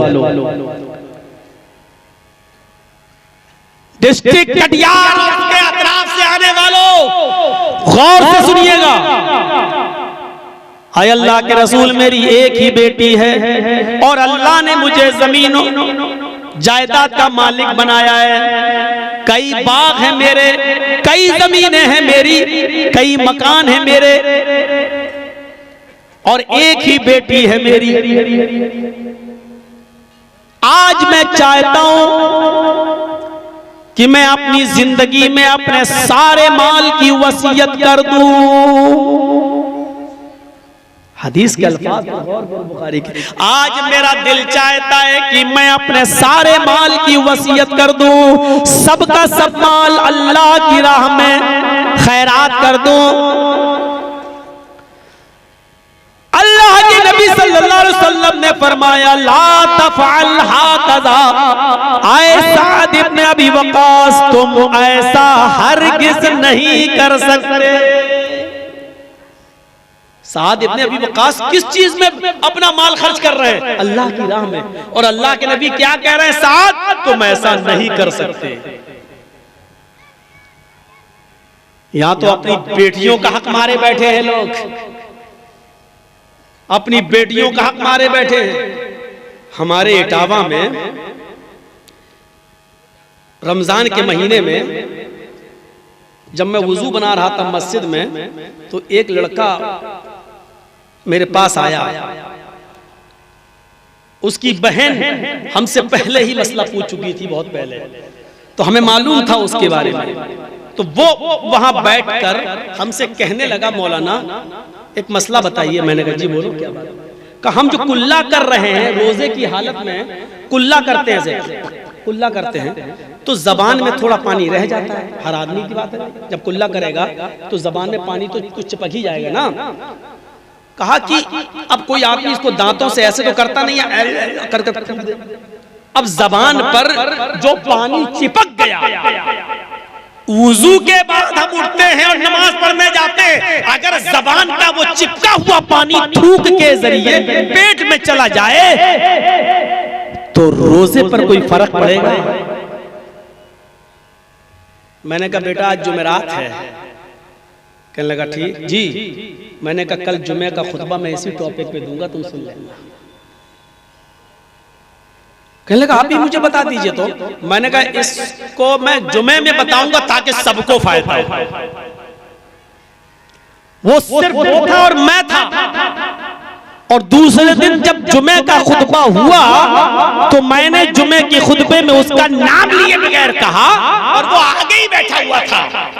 आज मैंने उसका नाम लिए बगैर कहा कि हमने कहा लोग इतने बड़े मुत्तकी और परहेजगार होने का नमूना पेश करते हैं कि रोजे की हालत में वुजू बनाते वक्त वो ये पूछते हैं कि जबान पर चिपका हुआ पानी अगर हलक के नीचे चला जाए तो क्या मेरे रोजे पर कोई फर्क पड़ेगा?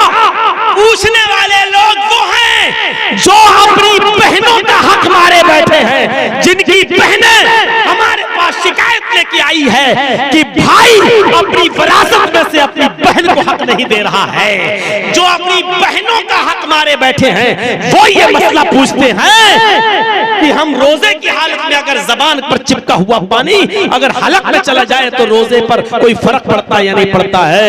ये तकवा और मुत्तकी का ड्रामा बंद करो। वो सब जालिम है, चाहे कितनी नमाजें पढ़ लो, चाहे कितने रोजे रख लो, चाहे कितनी तहज्जुदें पढ़ लो, जो अपने बेटों को तो जमीन और जायदाद देते हैं लेकिन अपनी बेटियों के लिए उनके पास कोई जमीन नहीं है, कोई हिस्सा नहीं है। ये खाइन है। कयामत के दिन अल्लाह तबारक व तआला नमाज और रोजे की कमी तो माफ कर सकता है लेकिन बंदे के हक मारने के जुर्म में आपको माफ नहीं करेगा। सिर्फ शादी करके जहेज दे देने से मेरे भाइयों लड़कियां विरासत से महरूम नहीं हो जाएंगी। बहनों का भी हक है और बेटे जो आपको देना पड़ेगा, आपके इंतकाल के बाद तरके की शक्ल में उनको मिलेगा।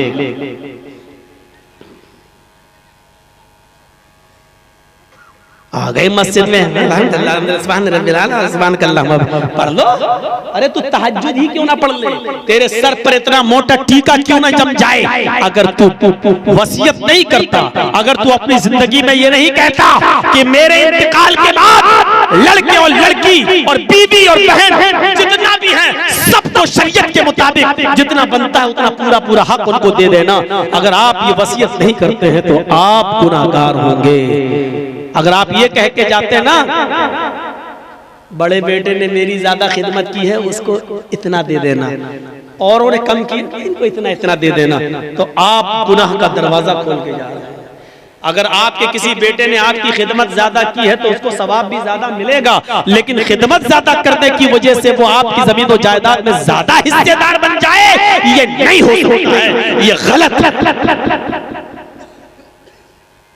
अल्लाह के नबी ने साद इब्न अबी वक़ास से कहा, साद तुम सारे के सारे माल की वसीयत नहीं कर सकते, इसको न तो सारा का सारा माल मस्जिद में दे सकते हो, न मदरसों में, न गरीबों में, न मिस्कीनों में, तुम ऐसा हरगिज नहीं कर सकते। हजरत साद इब्न अबी वक़ास कहते हैं, ऐ अल्लाह के नबी तब हम 2/3 माल की वसीयत कर देते हैं। 2/3 यानी हमारी जो वरासत, जो जमीन और जायदाद, जो जमीन है, जो मकान है, हम उसके 3 हिस्से कर देते हैं और 2 हिस्से खैरात कर देते हैं, सदका कर देते हैं, अल्लाह की राह में निकालने की वसीयत कर देते हैं। 3 हिस्से करके 2 हिस्से। क्या 2/3 की 2/3 की मैं वसीयत कर दूं? अल्लाह के नबी ने फरमाया ला तफअल, आए साथ तुम 2/3 की भी वसीयत नहीं कर सकते, ये तुम्हारे लिए गलत है। तुम अपनी वरासत में से, अपनी मिल्कियत में से 3 हिस्सों में से 2 हिस्से की भी वसीयत नहीं कर सकते। हजरत साद इब्न अबी वक़ास कहते हैं, बुखारी शरीफ की रिवायत, आए अल्लाह के नबी तब हम आधा आधा कर देते हैं, आधे को हम छोड़ देते हैं और आधा माल हम वसीयत कर देते हैं कि अल्लाह की राह में खैरात है, अल्लाह की राह में सदका है। अल्लाह के नबी फरमाते हैं, साद तुम आधा माल भी अल्लाह की राह में नहीं निकाल सकते। हमारी मिल्कियत कहा कि तुम नहीं निकाल सकते। तब अल्लाह के नबी से साद इब्न अबी वक़ास ने कहा, अय अल्लाह के रसूल फिर 1/3 यानी 3 हिस्सों में से क्या 1 हिस्से की भी हम वसीयत नहीं कर सकते हैं? आपने फरमाया हाँ, आए साद 1/3 की तुम वसीयत कर सकते हो, 1/3 की तुम वसीयत कर सकते हो, लेकिन ये भी ज्यादा है, ये भी ज्यादा है।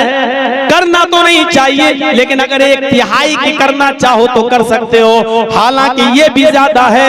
मेरे भाइयों गौर करो कि अपना माल है, आप उसकी मिल्कियत है, आपकी मिल्कियत है, आप अपने माल में से आधा नहीं दे सकते हो, आधे की वसीयत नहीं, आप 1/3 की वसीयत कर सकते हो। सिर्फ 1/3 मस्जिद के लिए, जितना 1/3 मदरसे के लिए, 1/3 गरीबों के लिए, 1/3 की आप वसीयत कर सकते हो, लेकिन इससे ज्यादा की वसीयत की इजाजत अल्लाह के रसूल ने नहीं दी। वो आपके इंतकाल के बाद तरका होगा, जो आपके रिश्तेदार हैं उनको मिलेगा, आपके बेटे बेटी भाई बहन माँ, इनमें तकसीम होगा। किसी की 2 बीवी होती है, किसी की 3 बीवी होती है, किसी के 2 बच्चे होते हैं, किसी बीवी से 5 बच्चे होते हैं, किसी से 2 बेटी होती है, किसी से 2 बेटे होते हैं, ये सब उसी में से जो तरका है उसमें से तकसीम होगा। मेरे भाइयों मौका नहीं है, वरना मैं चाहता हूं कि एक तकरीर हमारी वरासत के टॉपिक पर होनी चाहिए कि बाप माँ का कितना है, बीवी का कितना है, भाई का कितना है, बहन का कितना है। लेकिन हम सोचते हैं कि अगर ये तकरीर कभी किसी मौजू पर हम कर देंगे तो वो आपके सर से ऊपर गुजरेगी, समझ में नहीं आएगी, फिर आप कहेंगे कि मौलवी ने क्या बोला हमारी समझ में नहीं आई है। मेरा दिल चाहता है कि एक तकरीर ऐसी हो कि अगर 5 बहनें 3 भाई तो बहनों का कितना बनता है, भाइयों का कितना बनता है, बीवी का कितना बनता है। अगर आपके बाप ने 2 शादियां की हैं तो उनसे जो बच्चे उनका कितना बनता है, इससे जो बच्चे इसका कितना बनता है, उससे जो बेटियां उसकी कितनी बनती है। अगर बाप की माँ यानी दादी जिंदा है आपकी तो उसका उसमें हक है या नहीं है। मेरे भाइयों, दिल चाहता है कि इस मौजू पर एक तकरीर की जाए, लेकिन ये सोचकर नहीं करता हूं कि इतनी बड़ी तकरीर होगी कि हमारे दिमाग से कहीं ऊपर न जाए और आपकी समझ से कहीं बाहर ना हो और आप ये कहें कि मौलाना क्या बोला, क्योंकि इसमें वही होता है 1/3, 1/4, 1/6, ये सब गुला भाग लगा के बताना पड़ता है जो हमारे सरों से ऊपर जाता है। इसलिए डरता हूं कि ये न कह दो कि मौलवी तकरीर करना भूल गया, लेकिन कभी इंशाअल्लाह करूंगा, जब ज्यादा बुराइयां देखूंगा तो इस टॉपिक पर भी बोलूंगा। तो मेरे भाइयों, साद इब्न अबी वक्कास ने चाहा कि हम पूरा माल तकसीम करने, अल्लाह के नबी ने नहीं करने दिया। अच्छा, ये हदीस बता रही है कि अच्छी जगहों पर भी आप अपना सारा माल खर्च नहीं कर सकते हो। ये 3 हदीसें काफी हैं। अब आइए हम अपने समाज और सोसाइटी में देखें, हम शादियों में कितना खर्च करते हैं, जहेज में क्या कर रहे हैं, जहेज का चलन कैसा है। आज आपको ये सुनना ही पड़ेगा। थोड़ी देर के लिए कलेजा थाम कर बैठिए। जब झमेले हमने पाले हैं तो सुनना भी पड़ेगा, और अगर नहीं सुनना चाहते हो तो फिर जलसे कराना बंद करिए। आप पहले थोड़ा सा इशारा शादी की। शरीयत ने शादी में तीनदारी को इख्तियार करना और मुंतखब करने को तरजीह दी है। एक मसला पहले जहन में रखिए, शादी का पैगाम लड़के वालों को देना चाहिए लड़की के घर, या लड़की वाले पहुंचाएं लड़के वाले के घर, क्या सही है? हमारे समाज में क्या होता है, पहले जहन को रखिए। लड़के के माँ बाप रिश्ता लड़की के घर लेके जाएं, ये सही है? या लड़की के माँ बाप को फिक्र होनी चाहिए कि अपनी बेटी का रिश्ता हम के लिए जाएं लड़के वालों के पास? 2 चीजें। तीसरी चीज, क्या कोई लड़का खुद किसी लड़की से कह सकता है कि मैं तुमसे शादी करना चाहता हूं? क्या कोई लड़का खुद पैगाम पहुंचा सकता है या नहीं? और चौथी चीज, क्या कोई लड़की भी खुद अपना पैगाम किसी लड़के को दे सकती है कि नहीं कि मैं आपसे शादी करना चाहती हूं? ये 4 चीजें आज समझ लीजिएगा। शायद मैं अब तक नहीं बोला हूं।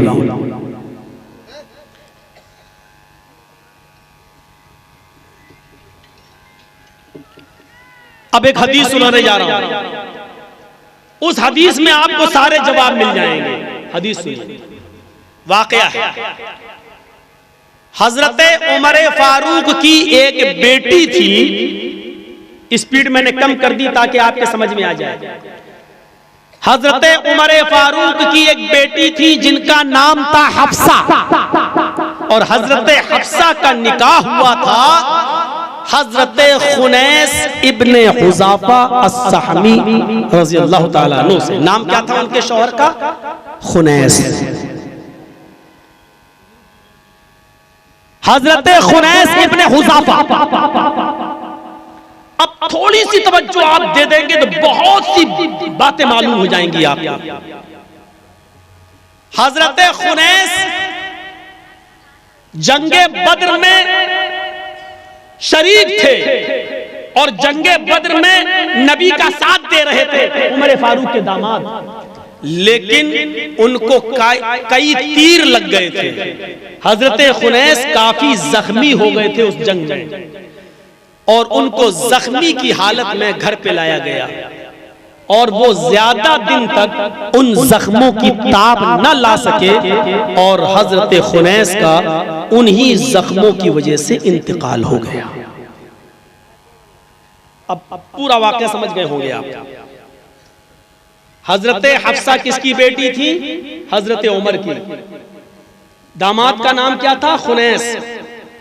जंगे बद्र में लड़ रहे थे, जख्मी हो गए, घर में आए, इलाज चला, लेकिन जाम पर न हो सके और उसी जख्मों में इंतकाल कर गए। हफ्सा बेवा हो गई। जिस वक्त हजरत हफ्सा बेवा हुई, उस वक्त हजरत हफ्सा की उम्र कितनी थी? 21 साल। जितनी बातें मैं बताया हूं अब मैं किसी को खड़ा कर रहा हूं पूछने के लिए कि मैंने क्या बताया है हजरत हफ्सा के ताल्लुक से। देखें, आप गौर से सुन रहे हैं कि आप खड़े होकर अपनी पैंट सीधी कर रहे हैं। पूछने से पहले एक मर्तबा फिर ज़हन में रख लीजिए, हफ्सा उमर की बेटी, दामाद का नाम उमर के खुनैस, जंगे बदर में जख्मी हुए, घर पे आए, जाम पर न हो सके, इंतकाल हो गया, हफ्सा बेवा हो गई। जिस वक्त हफ्सा बेवा हुई, उनके शौहर खुनैस इब्ने हुज़ाफा का इंतकाल हुआ। उस वक्त हफ्सा की उम्र कितनी थी? 21 साल। दामाद के इंतकाल के बाद अपनी जवान बेटी 21 साला बेटी हफ्सा की फिक्र हजरत उमर फारूक को होने लगी। अल्लाह, मेरी बेटी अभी जवान है, मात्र 21 साल की, और मेरे दामाद खुनैस का इंतकाल हो गया है, अब क्या होना चाहिए? हफ्सा ने इद्दत गुजारी। हजरत उमर फारूक को अपनी बेटी की शादी की फिक्र हुई, तो हजरत उमर अपनी बेटी की शादी के लिए रिश्ता कहां लेके गए? आज इसी वाक़े में आपको बहुत कुछ, एक ही हदीस सुनाऊंगा ये वाक़या, और इसी में आपको बहुत से मसले मिल जाएंगे। हजरत उमर फारूक अपनी बेटी के लिए सबसे पहले रिश्ता लेकर गए हजरत उस्मान के पास। आपको मालूम होगा उस्मान गनी मकाम व मर्तबे में उमर फारूक से नीचे थे। अबू बकर उमर मकाम में बड़े थे, उमर दूसरे नंबर पे थे, तीसरे नंबर पे उस्मान और चौथे नंबर पर अली। तो उस्मान का मकाम और मर्तबा हजरत उमर से बहरहाल नीचा था, छोटा था। लेकिन हजरत उमर फारूक ने ये नहीं सोचा कि मैं अपने से छोटे इंसान के पास जाऊंगा तो मेरी इज्जत में कमी आ जाएगी। आज सारा झगड़ा तो नाक का है ना। अच्छा, मैं तो दौलतमंद, मैं तो पैसे वाला, और मैं अपनी बेटी का रिश्ता उसके पास लेके जाऊंगा? नहीं, वो खुद आए, उस लड़के का बाप आए। नहीं, ये नाक के मसले को तोड़ दिया हजरत उमर ने। अपनी बेटी हफ्सा के लिए रिश्ता लेकर कहां गए? हजरत उस्मान गनी के पास, जो मकाम मर्तबे में उनसे नीचा दर्जा रखते थे। उनसे फरमाया, आए उस्मान, तुम तो जानते ही हो कि मेरी बेटी हफ्सा बेवा हो गई, खुनैस का इंतकाल हो गया, मेरी बेटी अभी जवान है और मैं चाहता हूं कि मैं अपनी बेटी का निकाह तुमसे कर दूं। इसलिए कि जनाबे मोहम्मद रसूलुल्लाह ने फरमाया, बेटी की शादी के लिए दीनदार रिश्ता तलाश करो। दीनदार रिश्तों की कमी मेरे पास नहीं है, लेकिन दीनदारी देखता थी, इसलिए मैं तुम्हारे पास आया। आए उस्मान, तुम क्या चाहते हो? तुम गौर कर लो। मैं अपनी बेटी का हाथ तुम्हें देना चाहता हूँ, मैं अपनी बेटी हफ्सा को तुम्हारे निकाह में रखना चाहता हूँ। हजरत उस्मान गनी ने फरमाया, ठीक है, मैं गौर करूंगा, घर जा रहा हूं, राय बनाऊंगा, यानी कुछ लोगों को बिठाऊंगा, सोचता हूं। हजरत उमर फारूक ने कहा ठीक है। कुछ दिनों के बाद हजरत उमर फिर मिले उस्मान गनी से और फरमाया कि आए उस्मान, अब तो कई दिन हो गए, तुम्हारी राय बनी या नहीं? बताओ, तुम्हारे लिए अभी तक मैंने अपनी बेटी के लिए कोई दूसरा रिश्ता नहीं देखा, तुम बताओ तुम्हारी क्या राय है? हजरत उस्मान ने साफ साफ मना कर दिया, आए उमर, राय नहीं हो पा रही है, सब मुत्तफिक नहीं हो पा रहे हैं, इसलिए मैं आपकी बेटी के साथ निकाह नहीं कर सकता। हजरत उमर फारूक ने कहा कोई बात नहीं, राय नहीं हुई कोई, ठीक है, चले आए। अब हजरत उमर फारूक रज़ियल्लाहु ताला अन्हु अपनी बेटी के लिए किसके पास गए? आप सुनेंगे तो ताज्जुब करेंगे। हजरत अबू बकर सिद्दीक के पास, और अबू बकर सिद्दीक से फरमाया कि मैं उस्मान के पास गया था, उस्मान ने मना कर दिया, मैं तुम्हारे पास आया हूं, मैं अपनी बेटी का निकाह तुम्हारे साथ करना चाहता हूं। थोड़ा सोचिएगा, बेटी की उम्र कितनी है? 21 साल। और अबू बकर सिद्दीक की उम्र कितनी है? हजरत उमर फारूक से भी उम्र में बड़े हैं। आज बड़ी आसानी से कह देते हैं, अच्छा कमीने पैगाम भेज रहा फला जगह, तेरी बेटी की उम्र की है। ये हमारी और आपकी सोच हो सकती है और गोदी मीडिया की सोच हो सकती है। शरीयत हमें क्या बतला रही है देखिए। हजरत अबू बकर से कहा कि मैं अपनी बेटी का निकाह तुम्हारे साथ करना चाहता हूं, तुम्हारी क्या राय है? हजरत अबू बकर सिद्दीक खामोश रहे, कुछ नहीं बोले, ना हाँ ना ना, खुश खामोश हो। हजरत उमर फारूक अपने घर पे आए और उन्होंने अपनी बीवी से फरमाया, मुझे उस्मान गनी के इनकार से इतनी तकलीफ नहीं हुई जितनी तकलीफ मुझे हजरत अबू बकर की खामोशी से हुई।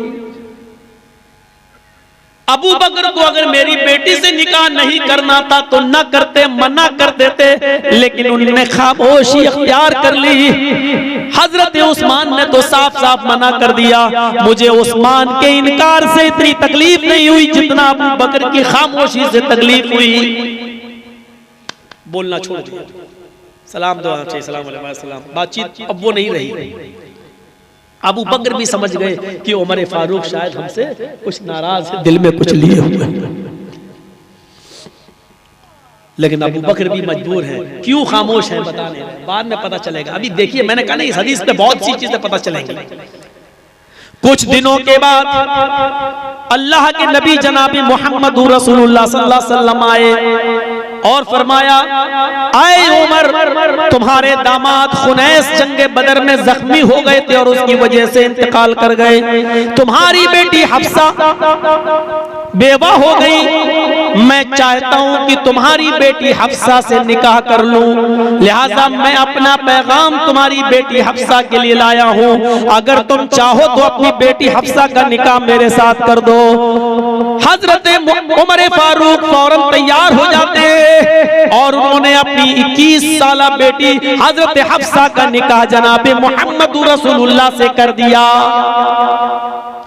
अब यहां देखिए, हजरत मोहम्मद रसूलुल्लाह से अपनी उस बेटी का निकाह किया कि खुद मोहम्मद रसूलुल्लाह हफ्सा के बाप हजरत उमर से 14 साल बड़े हैं उम्र में। कितने साल? 14 साल। यानी उमर फारूक की तो वो बेटी थी, वो उमर से भी 14 साल बड़े थे अल्लाह के रसूल। और हजरत उमर फारूक ने अपनी बेटी का निकाह किसके साथ किया? मोहम्मद रसूलुल्लाह के साथ। जब निकाह हो गया तब अबू बकर सिद्दीक हजरत उमर के पास आए और फरमाया, अरे उमर, शायद तुम मुझसे नाराज हो। हजरत उमर ने कहा, जी उस्मान ने इनकार कर दिया, मुझे इतनी तकलीफ नहीं हुई जितनी तकलीफ मुझे तुम्हारी खामोशी से हुई थी। फरमाया, उमर, तुम्हारा नाराज होना बजा था, लेकिन मैं खामोश क्यों था? शायद तुम्हें नहीं मालूम, अल्लाह के नबी सल्लल्लाहु अलैहि वसल्लम ने खुनैस के इंतकाल के बाद जब तुम्हारी बेटी इद्दत में थी हफ्सा, उसी वक्त मुझसे जिक्र किया था कि हफ्सा की इद्दत हो जाने दीजिए, तब तक उमर फारूक का भी गम दूर हो जाएगा और हफ्सा का भी गम दूर हो जाएगा। जब हफ्सा की इद्दत खत्म हो जाएगी तो मैं अपना पैगाम हफ्सा के लिए उमर फारूक को दूंगा। अल्लाह के नबी अपने निकाह का इरादा मुझसे कर चुके थे। ये बात नबी की मेरे दिल में राज थी, इसलिए मैं हाँ भी नहीं कह सका कि हाँ मैं निकाह करूंगा, इसलिए कि जिसका इरादा अल्लाह के नबी ने कर लिया हो तो मैं कौन होता हूँ टांग बढ़ाने वाला। और मैंने तुमसे इसलिए नहीं कहा कि अल्लाह के नबी आपकी बेटी से निकाह करना चाहते, क्योंकि अल्लाह के नबी ने मुझसे अपना ये राज बताया था। मैं नहीं चाहता था कि नबी का ये राज फाश हो और नबी का ये राज मेरे दिल से निकले। शादियां राज में रखा करो और चुपके से शादियों का पैगाम दिया करो, क्योंकि आज के दौर में अगर किसी को पता चल गया कि फला तुम्हारी बेटी के साथ निकाह का पैगाम भेज रहा है तो दूसरे मन चले उस लड़के में हजारों बुराइयां निकाल के रिश्ता तुड़वा देंगे, उस लड़की में हजारों बुराइयां निकाल के रिश्ता तुड़वा देंगे। इसलिए अबू बकर सिद्दीक ने नबी अकरम की बात को राज में रखा है। शादी के चर्चे बहुत चुपके से होते हैं, ऐलान आम होता है, निकाह आम तरीके से किया जाता है, लेकिन शादी के रिश्ते चुपके से चलाना चाहिए ताकि आज के जमाने में किसी बदतमीज को पता न चले और लड़कियां लड़की में हजारों बुराइयां निकाल के वो रिश्ते को तुड़वा न दें।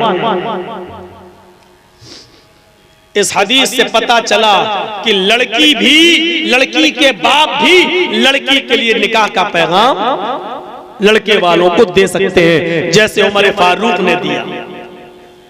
उमर फारूक ने अपने से छोटे मकाम वाले इंसान को, उस्मान को दिया, नाक नहीं कट गई, और फिर वो अपने से बड़े मर्तबे वाले अबू बकर सिद्दीक को पैगाम निकाह दिए।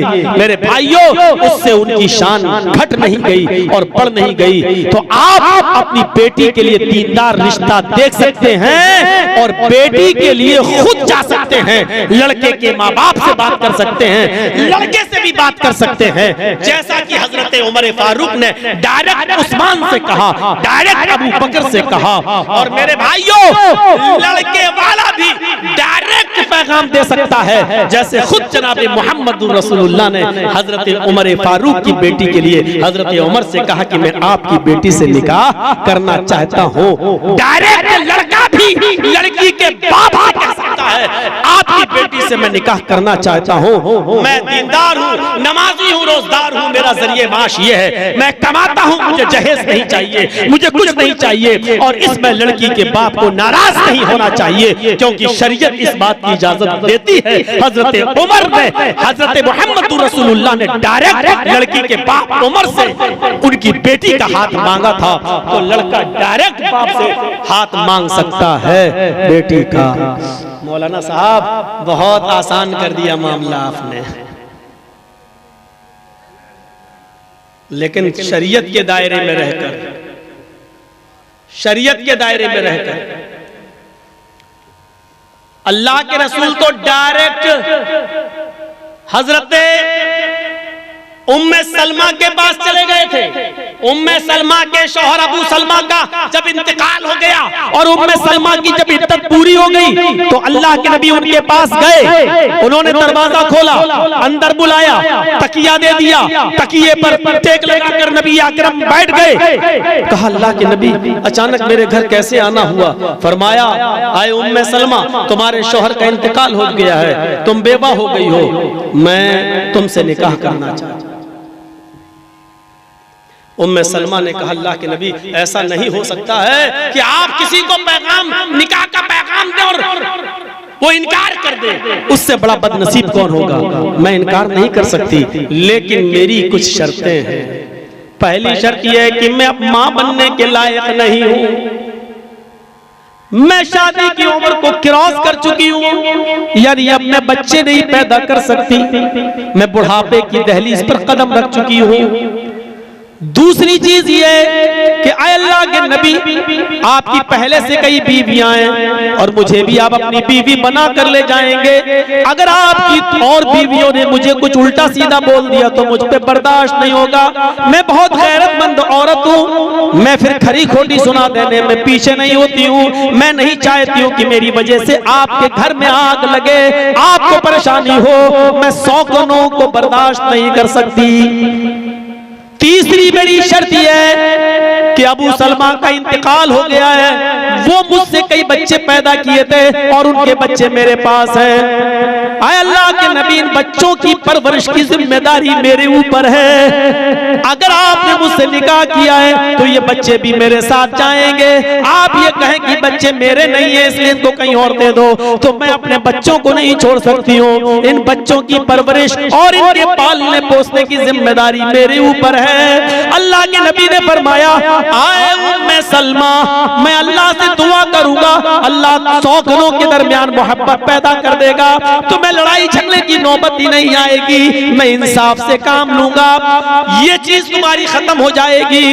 रही तुम्हारे बच्चे न पैदा करने वाली बात बुढ़ापे को पहुंच चुकी हो, कोई बात नहीं, अब मैं भी उसी उम्र को पहुंच चुका हूं जो तकरीबन तुम्हारी उम्र है, वही उम्र मेरी भी है। और मेरा मकसद शादी करके बच्चे पैदा करने का नहीं है, बेवा और विधवा और उन लोगों का सहारा बनने के लिए, ताकि मैं ये साबित कर सकूं कि मोहम्मद रसूलुल्लाह कुंवारी ही नहीं बल्कि बेवा औरतों के लिए भी सहारा बनने के लिए आया है, बेवा औरतों को भी घर बसाने के लिए आया है। मैं चाहता हूं कि तुम मेरे साथ निकाह करो, और बच्चे पैदा करने की उम्र में तुम नहीं हो तो मैं भी तकरीबन बुढ़ापे को कदम रख चुका हूं, कोई बड़ी बात नहीं है। रही बच्चों की बात, जब तुम निकाह करके मेरे पास आओगी तो तुम्हारे बच्चे मेरे बच्चे होंगे, तुम्हारे बच्चों की परवरिश मेरे जिम्मे है, मैं उनको खिलाऊंगा पिलाऊंगा। ये पूरा वाकया बयान करने का मकसद ये है कि अल्लाह के रसूल ने डायरेक्ट लड़की को पैगाम दिया, अगर कोई लड़का लड़की के बाप के बजाय डायरेक्ट किसी लड़की को पैगाम देता है तो ये भी शरीयत में जायज है, लेकिन निकाह का पुख्ता इरादा हो। शादी का पैगाम देके कहे कि फलां जगह आओ पहले मुलाकात करेंगे, तो समझ लो कि वो चीटर, समझ लो कि वो तुम्हारी इज्जत का कचरा निकालने वाला है। मेरी बहनों, मेरी बेटियों, ऐसे औबाश लड़कों के चक्कर में मत आइएगा। अगर वो तुम्हारा फोटो मांगे तो फोटो मत दीजिएगा, कहिए मेरे घर पे आओ चाय पियो। और शरीयत ने एक लड़की को जिस हैसियत से देखने की इजाजत दी है, सिर्फ उसका चेहरा और हाथ की हथेली इतना देख लो जाओ, इससे ज्यादा देखने की इजाजत शरीयत ने नहीं दी है। मेरा फोटो अपने मोबाइल में रखोगे, हर दिन देखोगे, शादी से पहले अगर से वो मंगेतर ही क्यों ना हो, किसी भी लड़के का अपनी गर्लफ्रेंड या मंगेतर का फोटो अपने मोबाइल में रखना वैसे ही हराम है जैसे सूअर का गोश्त खाना हराम है, जैसे शराब पीना हराम है। याद रखिएगा, कोई मंगेतर अपनी होने वाली बीवी का फोटो भी अपने मोबाइल में नहीं रख सकता है, बार बार नहीं दे सकता है, सिर्फ एक नजर देखने की इजाजत है, वो उसके घर पे जाके देखे। और भड़ुए हैं वो लोग जो मंगेतरों के फोटो बार बार मंगाते हैं, अपने मोबाइल में सेव करते हैं, और हल मिल मजीद थोड़ा बाल खोल के दो, थोड़ा इस स्टाइल में दो, थोड़ा पाउडर और क्रीम लगा के दो, थोड़ा यहाँ का दो, फला जगह शादी में गई वहां का फोटो दो। ये अब उस लड़की की इज्जत और आबरू को छल्ली छल्ली करने की कोशिश कर रहा है। ये नालायक है, ये शादी नहीं करना चाहता है, ये उसको हवस और गंदी नजरों से देख रहा है। मेरे भाइयों, शरीयत ने सिर्फ एक मर्तबा और एक नजर देखने की इजाजत दी है, बार बार देखने की इजाजत नहीं दी। मोबाइल में फोटो देते हो फिर फौरन डिलीट कर देती है, तब तक वो स्क्रीनशॉट ले लेता है। नहीं दीजिए आप फोटो। ये अलग बात है कि अब कोई सऊदीया में रह रहा हो, कोई अमेरिका में रह रहा हो, अब इतनी दूर नहीं आ सकता देखने के लिए, तो चलिए एक मर्तबा वीडियो कॉल करके आप दिखा दीजिए लड़की का हाथ और लड़की का चेहरा। अब देखिए, अब तो इतनी चीजें हो गई, अब वो उसका भी स्क्रीनशॉट ले सकता है, अब उसका तो कुछ बात नहीं, अब वो तो आजकल चल रहा है, तो वो आप उससे कह दीजिएगा अगर आपने स्क्रीनशॉट लिया तो आपके लिए आराम। जैसा कि एक लड़की के पास अल्लाह के नबी ने एक सहाबी को भेजा, कहा जाओ देख लो, मैं उसके साथ तुम्हारा निकाह करना चाहता हूं। वो सहाबी दरवाजे को दस्तक देते हैं, लड़की ने दरवाजा खोला, कौन? पर्दे में थी। उसने कहा मुझे जनाब मोहम्मद रसूलुल्लाह सल्लल्लाहु अलैहि वसल्लम ने आपके पास भेजा है, कहा है कि उसमें फला फला शख्स रहता है, उसकी बेटी को एक नजर देख लो। नबी अकरम मेरा निकाह उस लड़की के साथ कराना चाहते हैं। उस लड़की ने कहा देखो वो बेटी मैं ही हूँ, मेरे बाप इस वक्त मौजूद नहीं है घर में, मेरी माँ भी नहीं है, मैं तुम्हें अपने घर में आने की इजाजत नहीं दे सकती। रही बात नबी अकरम ने भेजा है इसलिए मैं तुमसे कलाम कर रही हूँ, तुम्हें मैं अल्लाह का वास्ता देती हूँ, मैं तुम्हें अल्लाह की कसम देती हूँ, अगर अल्लाह के रसूल ने तुम्हें भेजा है और वो तुम्हारा निकाह मेरे साथ कराना चाहते हैं तो ये लो मेरा चेहरा, ये लो मेरे हाथ की हथेली, एक नजर देख लो। अब शायद देख भी चुके होंगे। उसने फिर छिपा लिया और कहा अब चले जाओ यहां से, जितना शरीयत ने इजाजत दी थी मैंने दिखा दिया। अगर नबी अकरम ने इजाजत दी है तो मैंने तुम्हें दिखा दिया है, और अगर तुमने झूठ बोलकर मेरा चेहरा और मेरी हाथ या देली देखी है तो कल कयामत के दिन मेरा हाथ होगा और तुम्हारा गरीबान होगा। तुमने जुल्म किया है मेरे जिस्म पर, तुमने ज्यादती की है, कयामत के दिन में इसका इंतकाम लूंगी तुमसे। मेरे भाइयों, उसने कसम खाई कि अल्लाह की कसम जिसके कब्जे में मेरी जान है, मुझे मोहम्मद रसूलुल्लाह ने भेजा। कहा ठीक है अब जाओ, मेरा चेहरा और मेरी हाथ की हथेलियां देख चुके हो, जाओ, इससे ज्यादा की इजाजत नहीं है। भेज दिया उसको। ये थी सहाबियात, ये थी मोहम्मद रसूलुल्लाह सल्लल्लाहु अलैहि वसल्लम के जमाने की बेटियां, जो चेहरा दिखाते वक्त भी कह रही है अगर अल्लाह के रसूल ने भेजा तब तो इतना देख लो, उसकी इजाजत है, और अगर नहीं भेजा है तो कयामत के दिन मेरा हाथ होगा तुम्हारे गरीबान, रब की अदालत के अंदर मैं तुम्हारा गरीबान खींचूंगी, पकड़ूंगी। मेरे साथियों, आजकल थोड़ी सी तकियों में, थोड़ी सी बातों में, थोड़ी सी मोबाइल में बहक जाने वाली लड़कियां अपने हर स्टाइल के फोटो दे देती हैं उन लड़कों को जो बाद में ब्लैकमेलर बन जाता है, अपने साथियों को दिखाता है और बाद में पता चला वो मेरी तो बनी नहीं, मेरे दोस्त की बन गई। दूसरों की नजरें खराब हो जाती है। मुआशरे में क्या ये बुराई नहीं है? अल्लाह के नबी डायरेक्ट निकाह का पैगाम दे रहे हैं उम्मे सलमा को। लड़का भी पैगाम दे सकता है डायरेक्ट लड़की को, और लड़की भी दे सकती है। अल्लाह के रसूल के पास एक औरत आई, बुखारी शरीफ की हदीस, और आकर कहने लगी कि अल्लाह के नबी मैं अपने आप को आपको हिबा कर रही हूँ, मैं अपने आप को आपको निकाह में दे रही हूँ, आपसे शादी करना चाहती हूँ। आप खामोश हो गए। उसने दोबारा कहा आप खामोश हो गए, तीसरी बार कहा आप खामोश हो गए। एक साहबी बैठे थे, कहा अल्लाह के रसूल अगर आपको जरूरत नहीं है तो मेरे साथ कर दीजिए, अगर आप नहीं चाहते तो मेरे साथ कर दीजिए। आपने कहा ठीक है मैं तो नहीं कर सकता, तुम करोगे? उसने कहा हाँ। उस औरत से पूछा तुम इससे करोगी? कहा आई तो थी आपके लिए, अगर आप नहीं कर सकते तो मैं इसके साथ कर लूंगी, मेरा कोई नहीं है आगे पीछे, मुझे सहारा चाहिए। आपने उस साहबी से कहा कुछ है देने के लिए? क्या दोगे तुम अपनी बीवी को? मेहर, जहेज नहीं पूछा। तुम्हारे बाप नहीं है, भाई नहीं है, बाइक कौन देगा, ऊंट कौन देगा, खच्चर कौन देगा, घोड़ा कौन देगा, लड़का कपड़े की दुकान पर बैठता है, कपड़े की दुकान का चेक कौन देगा, ये नहीं पूछा था।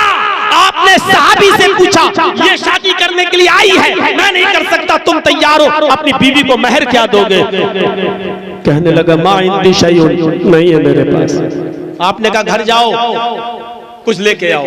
घर गया और आया, कहने लगा कुछ नहीं मिला। माँ वजदतु शैअन या रसूल अल्लाह, कुछ नहीं मिला।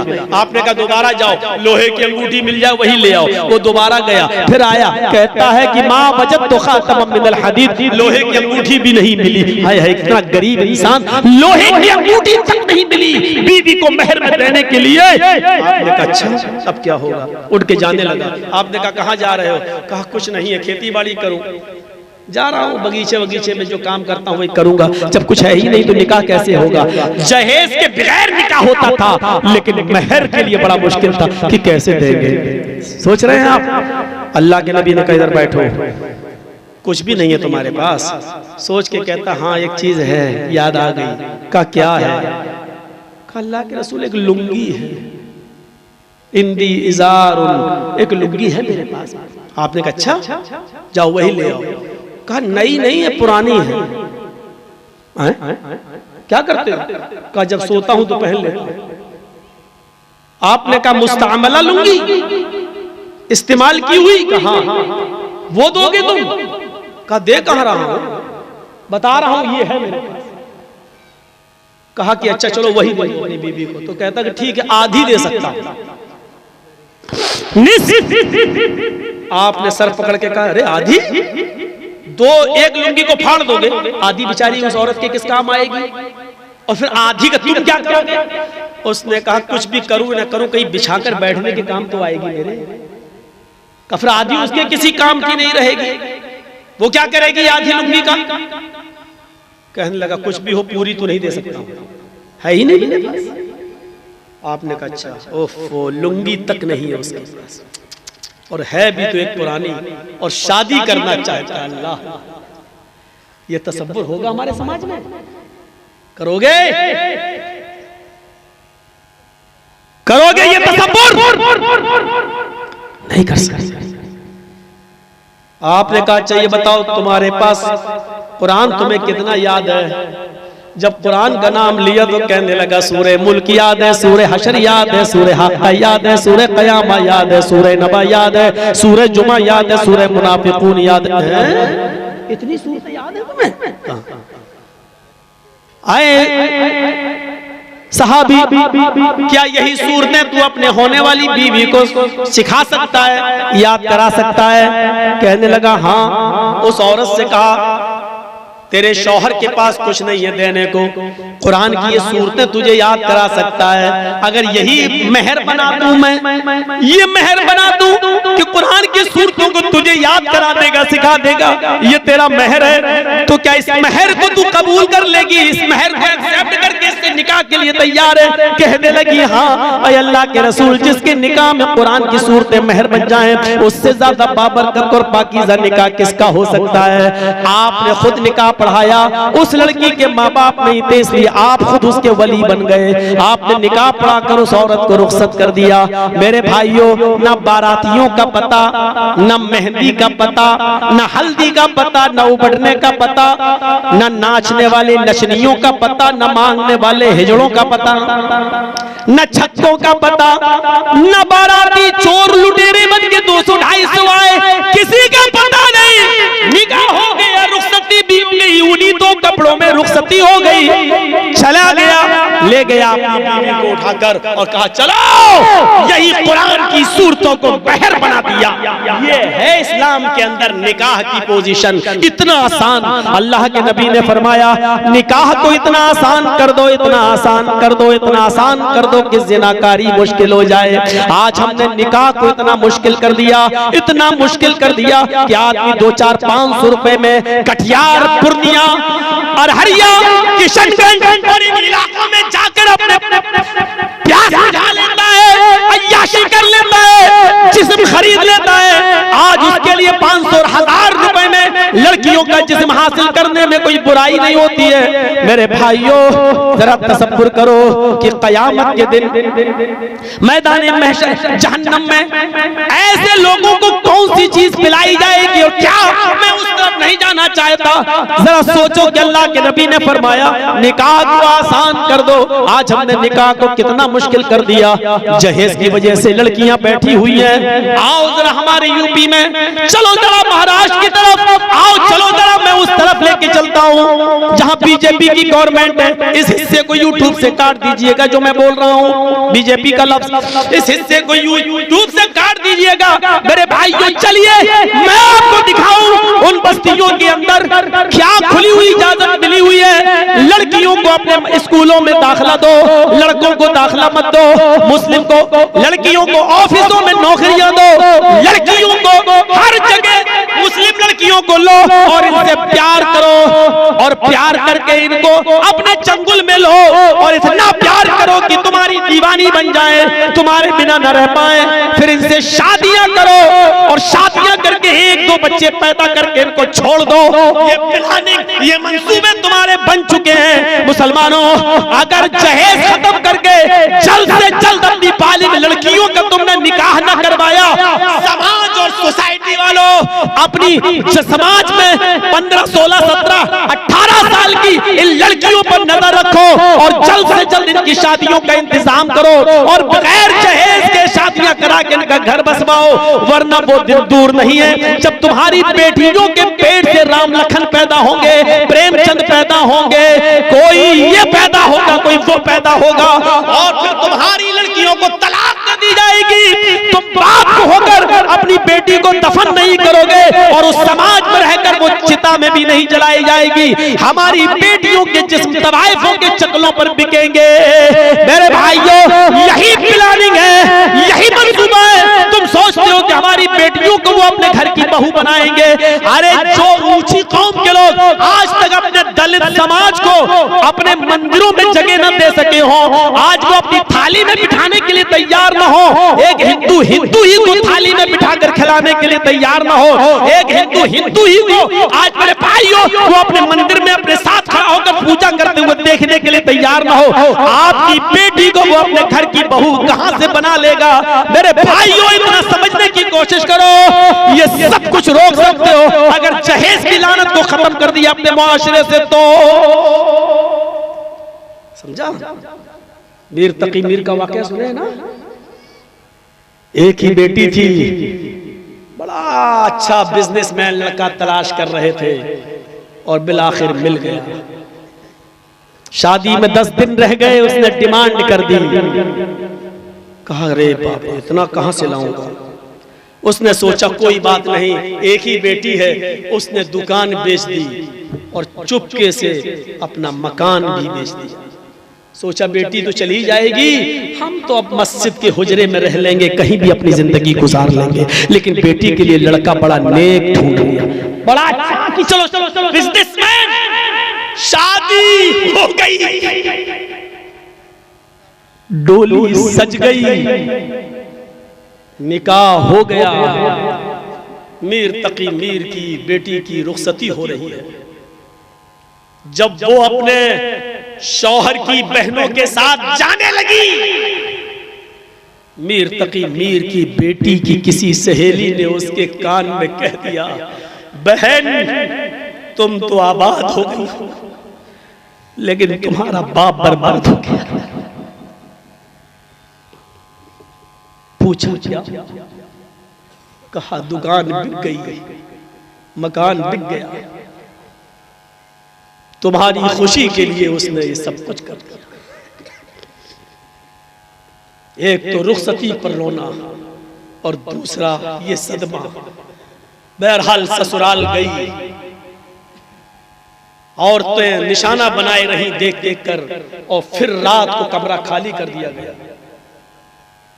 घर की औरतों ने उसके शौहर को घर के अंदर भेजा, कमरे में जाओ, तुम्हारी पहली रात है और ये अरमानों और तमन्नाओं वाली रात होती है, जाओ अपनी बीवी के पास जाओ। वो जाता है घर में, लेकिन उसकी बीवी उसको अपने पास बैठने नहीं देती है। कहती है कि तुमको मुझसे प्यार नहीं था, तुम तो मेरे बाप के माल से प्यार करते थे। तुमने 10 दिन पहले डिमांड कर दी, मेरा बाप बर्बाद हो गया, उसकी दुकान बिक गई, उसका मकान बिक गया। मैं कितनी बदनसीब हूं कि मैं पहचान नहीं सकी कि मैं किससे निकाह कर रही हूं। उसने कहा देखो, आज की रात हुज्जतों की रात नहीं है, पूरी जिंदगी पड़ी है, कभी लड़ लेना। उसने कहा काहे की रात? कौन सा प्यार?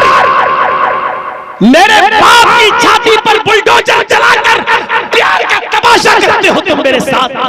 जाओ, जो माल तुम्हें चाहिए था वो तुम्हारे घर में तुम्हारी माँ के पास रखा हुआ है, जाओ उसी के पास लेटो, चूमो, चाटो। इसने कहा देखो तुम अच्छा नहीं कर रही हो मेरे साथ। उसने अपनी बीवी के बाल पकड़ना चाहे, उसको थोड़ा सा जबरन अपने करीब करना चाहा। उसने दर्दनाक चीख मारी मीर तकी मीर की बेटी ने, और चीख मारते ही जमीन पर गिरी और गिरते ही रूह उसकी कब्ज से उनसुरी से परवास कर गई, अटैक कर गया। थोड़ी देर में मातम, जंगल में आग की तरह यह खबर फैल गई।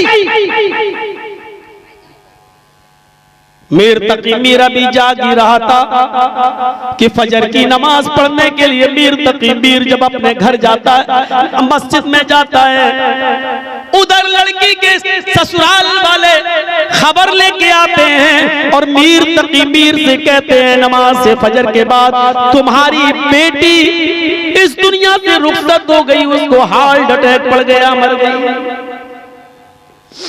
मीर तकी मीर अपने घर जाते हैं, अपनी बीवी को खबर देते हैं और लेकर अपनी बीवी को बीवी के ससुराल, बेटी के ससुराल जाते हैं। पता चलता है सुबह सूरज निकल चुका है, बेटी को गुस्ल दिया जा रहा है। बेटी को गुस्ल देने के बाद, सफेद कफन में लपेटने के बाद, नाक में कॉटन ठूसने के बाद एक नजर हुक्म होता है मीर तकी मीर से कि अपनी बेटी को तुम देख लो, आखिरी दीदार कर लो। मीर तकी मीर जब अपनी बेटी का आखिरी दीदार करने के लिए जाते हैं और अपनी बेटी के पड़े हुए सफेद कफन पर नजर डालते हैं तो कहते हैं लोगों, अभी कुछ देर पहले तो मेरी बेटी के जिस्म पर लाल रंग का सुर्ख रंग का जोड़ा था, ये सफेद रंग का कफन तो मैंने नहीं दिया था, ये मेरी बेटी को किसने दिया है? जवाब मिला, तुम्हारे दामाद की तरफ से बेटी के ससुराल वालों ने पहनाया है। मीर तकी मीर ने फरमाया ये चीज मैंने दी नहीं है, जो मांगा लिस्ट मेरे पास है, ये है वो लिस्ट मेरा दामाद का है, ये मेरे दामाद इस लिस्ट में ये चीजें सब चीजें मौजूद हैं, इस लिस्ट में कफन नहीं है, तुमने कफन नहीं मांगा, बस यही एक चीज दिया है तुमने मेरी बेटी को, बकिया सारी चीजें तो हमने दी हैं। ये क्या है? लोगों ने कहा मीर तकी मीर इस वक्त दफन हो जाने दो, जनाजा पहले उठ जाने दो। मीर तकी मीर ने कहा क्यों, क्या बात है? जब जहेज मांग रहा था और डिमांड कर रहा था तब तुम्हारी शर्म कहां मर गई थी? तब ये हाजी और नमाजी कहां मर गए थे? ये क्यों नहीं आए थे? और लड़के के बाप से क्यों नहीं कहा था इतना लंबा चौड़ा जहेज गरीब आदमी से क्यों मांग रहे हो? अब 10 दिन शादी में रह गए, डिमांड मत करो। ये मुल्ला मौलवी, ये जहेज, ये हाजी नमाजी, ये रईस, ये चौधरी उस वक्त कहां मर गए थे जो आज हमें तसल्ली देने आ गए? उसने अपनी बेटी के कफन को, सर को खोला और अपनी बेटी की पेशानी चूमी, माथा चूमा और अपनी बेटी की उस कफन को पकड़कर जिंदगी का आखिरी शेर पढ़ा और कहने लगा बेटी आज के बाद तेरा ये बाप शायरी छोड़ रहा है, आज के बाद किसी मुशायरे में नहीं जाएगा और मैं जिंदगी का आखिरी शेर तेरी लाश पर, तेरी जनाजे पर पढ़ रहा हूं। अपनी बेटी के कफन को पकड़कर कहता है अब आया है ख्याल आराम जान इस नामुरादी में, अब आया है ख्याल आराम जान इस नामुरादी में, कफन देना तुझे भूले थे हम असबाबे शादी में। ओ मेरी बेटी तेरा बाप कफन देना ही तुझे भूल गया था और तो सारी की सारी चीजें तेरे बाप ने तुझे दी है, लिहाजा तुझे तेरे ससुराल वालों ने कफन पहना कर एहसान कर दिया है।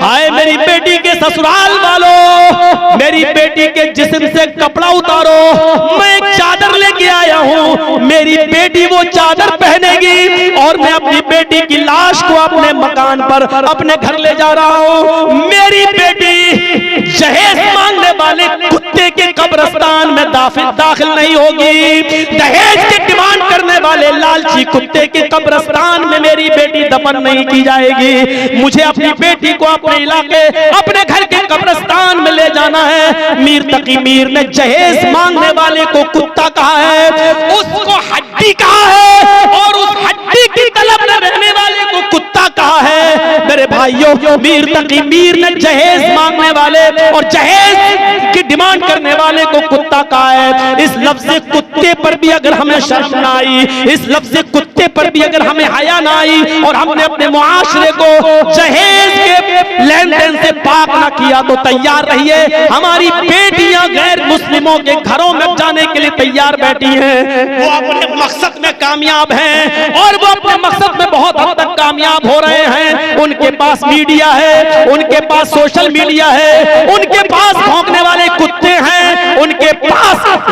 लड्डू और मिठाइयां और दौलत के अंबार हैं, उनके पास सारी चीजें। आपके पास कुछ नहीं है, आपके पास लड़ने और झगड़ने के अलावा कुछ नहीं है, आपके पास मोबाइल से हाय हेलो करने के अलावा कुछ नहीं है। आप न तालीम में मजबूत हैं, आप न कारोबार में मजबूत हैं, आप न सियासी तौर पे मजबूत हैं, आप न पढ़ने लिखने में मजबूत हैं, आप न डीएम के एतबार से मजबूत हैं, आपके आईपीएस और आईएएस ऑफिसर नहीं है, आप अधिकारियों के तौर पर कमजोर हैं, आप हर मैदान में कमजोर हैं, वो हर मैदान में मजबूत हैं। आपकी बेटियां दहलीज पर बैठी हैं, खड़ी हुई है, वो भागने के कगार पर हैं, उनको जो भी मिलेगा बगैर जहेज के अपनाने वाला, ये आपकी बेटियां वहां जाने के लिए तैयार हैं और ये सारे के सारे मंसूबे बनाए जा चुके हैं। अकल का नाम लीजिए, अकल का होश लीजिए और इस वक्त अपनी बेटियों को बचाइए, अपनी बेटियों को बचाइए। ये चर्चिस आज दामन फैला के कह रहा है, अपनी झोली फैला कर तुमसे भीख मांग रहा है, अपनी बेटियों की हिफाजत कर लो वरना बहुत खतरनाक मंसूबे बनाए जा चुके हैं। तैयारी करिए अपनी बेटियों को बचाने की। काफी है 2 घंटे की तकरीर, इसी पर इक्तिफा कीजिए। मैं तो 1.5 घंटा बोला हूं हर जगह, लेकिन आज बोल गया 2 घंटा जज्बात में आकर। मेरे प्यारे साथियों, मैं फिर कह रहा हूं, फजूल खर्ची से मुआशरे को पाक करिए, शादियों को इस्लामी बनाइए, अपने बच्चों को नेक बनाइए, फजूल खर्ची से मुआशरे को पाक व साफ कीजिए। और चलते चलते फिर दामन फैलाकर इस मदरसे के लिए भीख भी मांग लेता हूं। मेरे भाइयों, यूपी के मदरसों से सबक हासिल करो और आपको अल्लाह ने मौका दिया है तो इन मदरसों की खिदमत कर लो। आपने हमारे जेल में जाने के बाद दुआएं मांगी।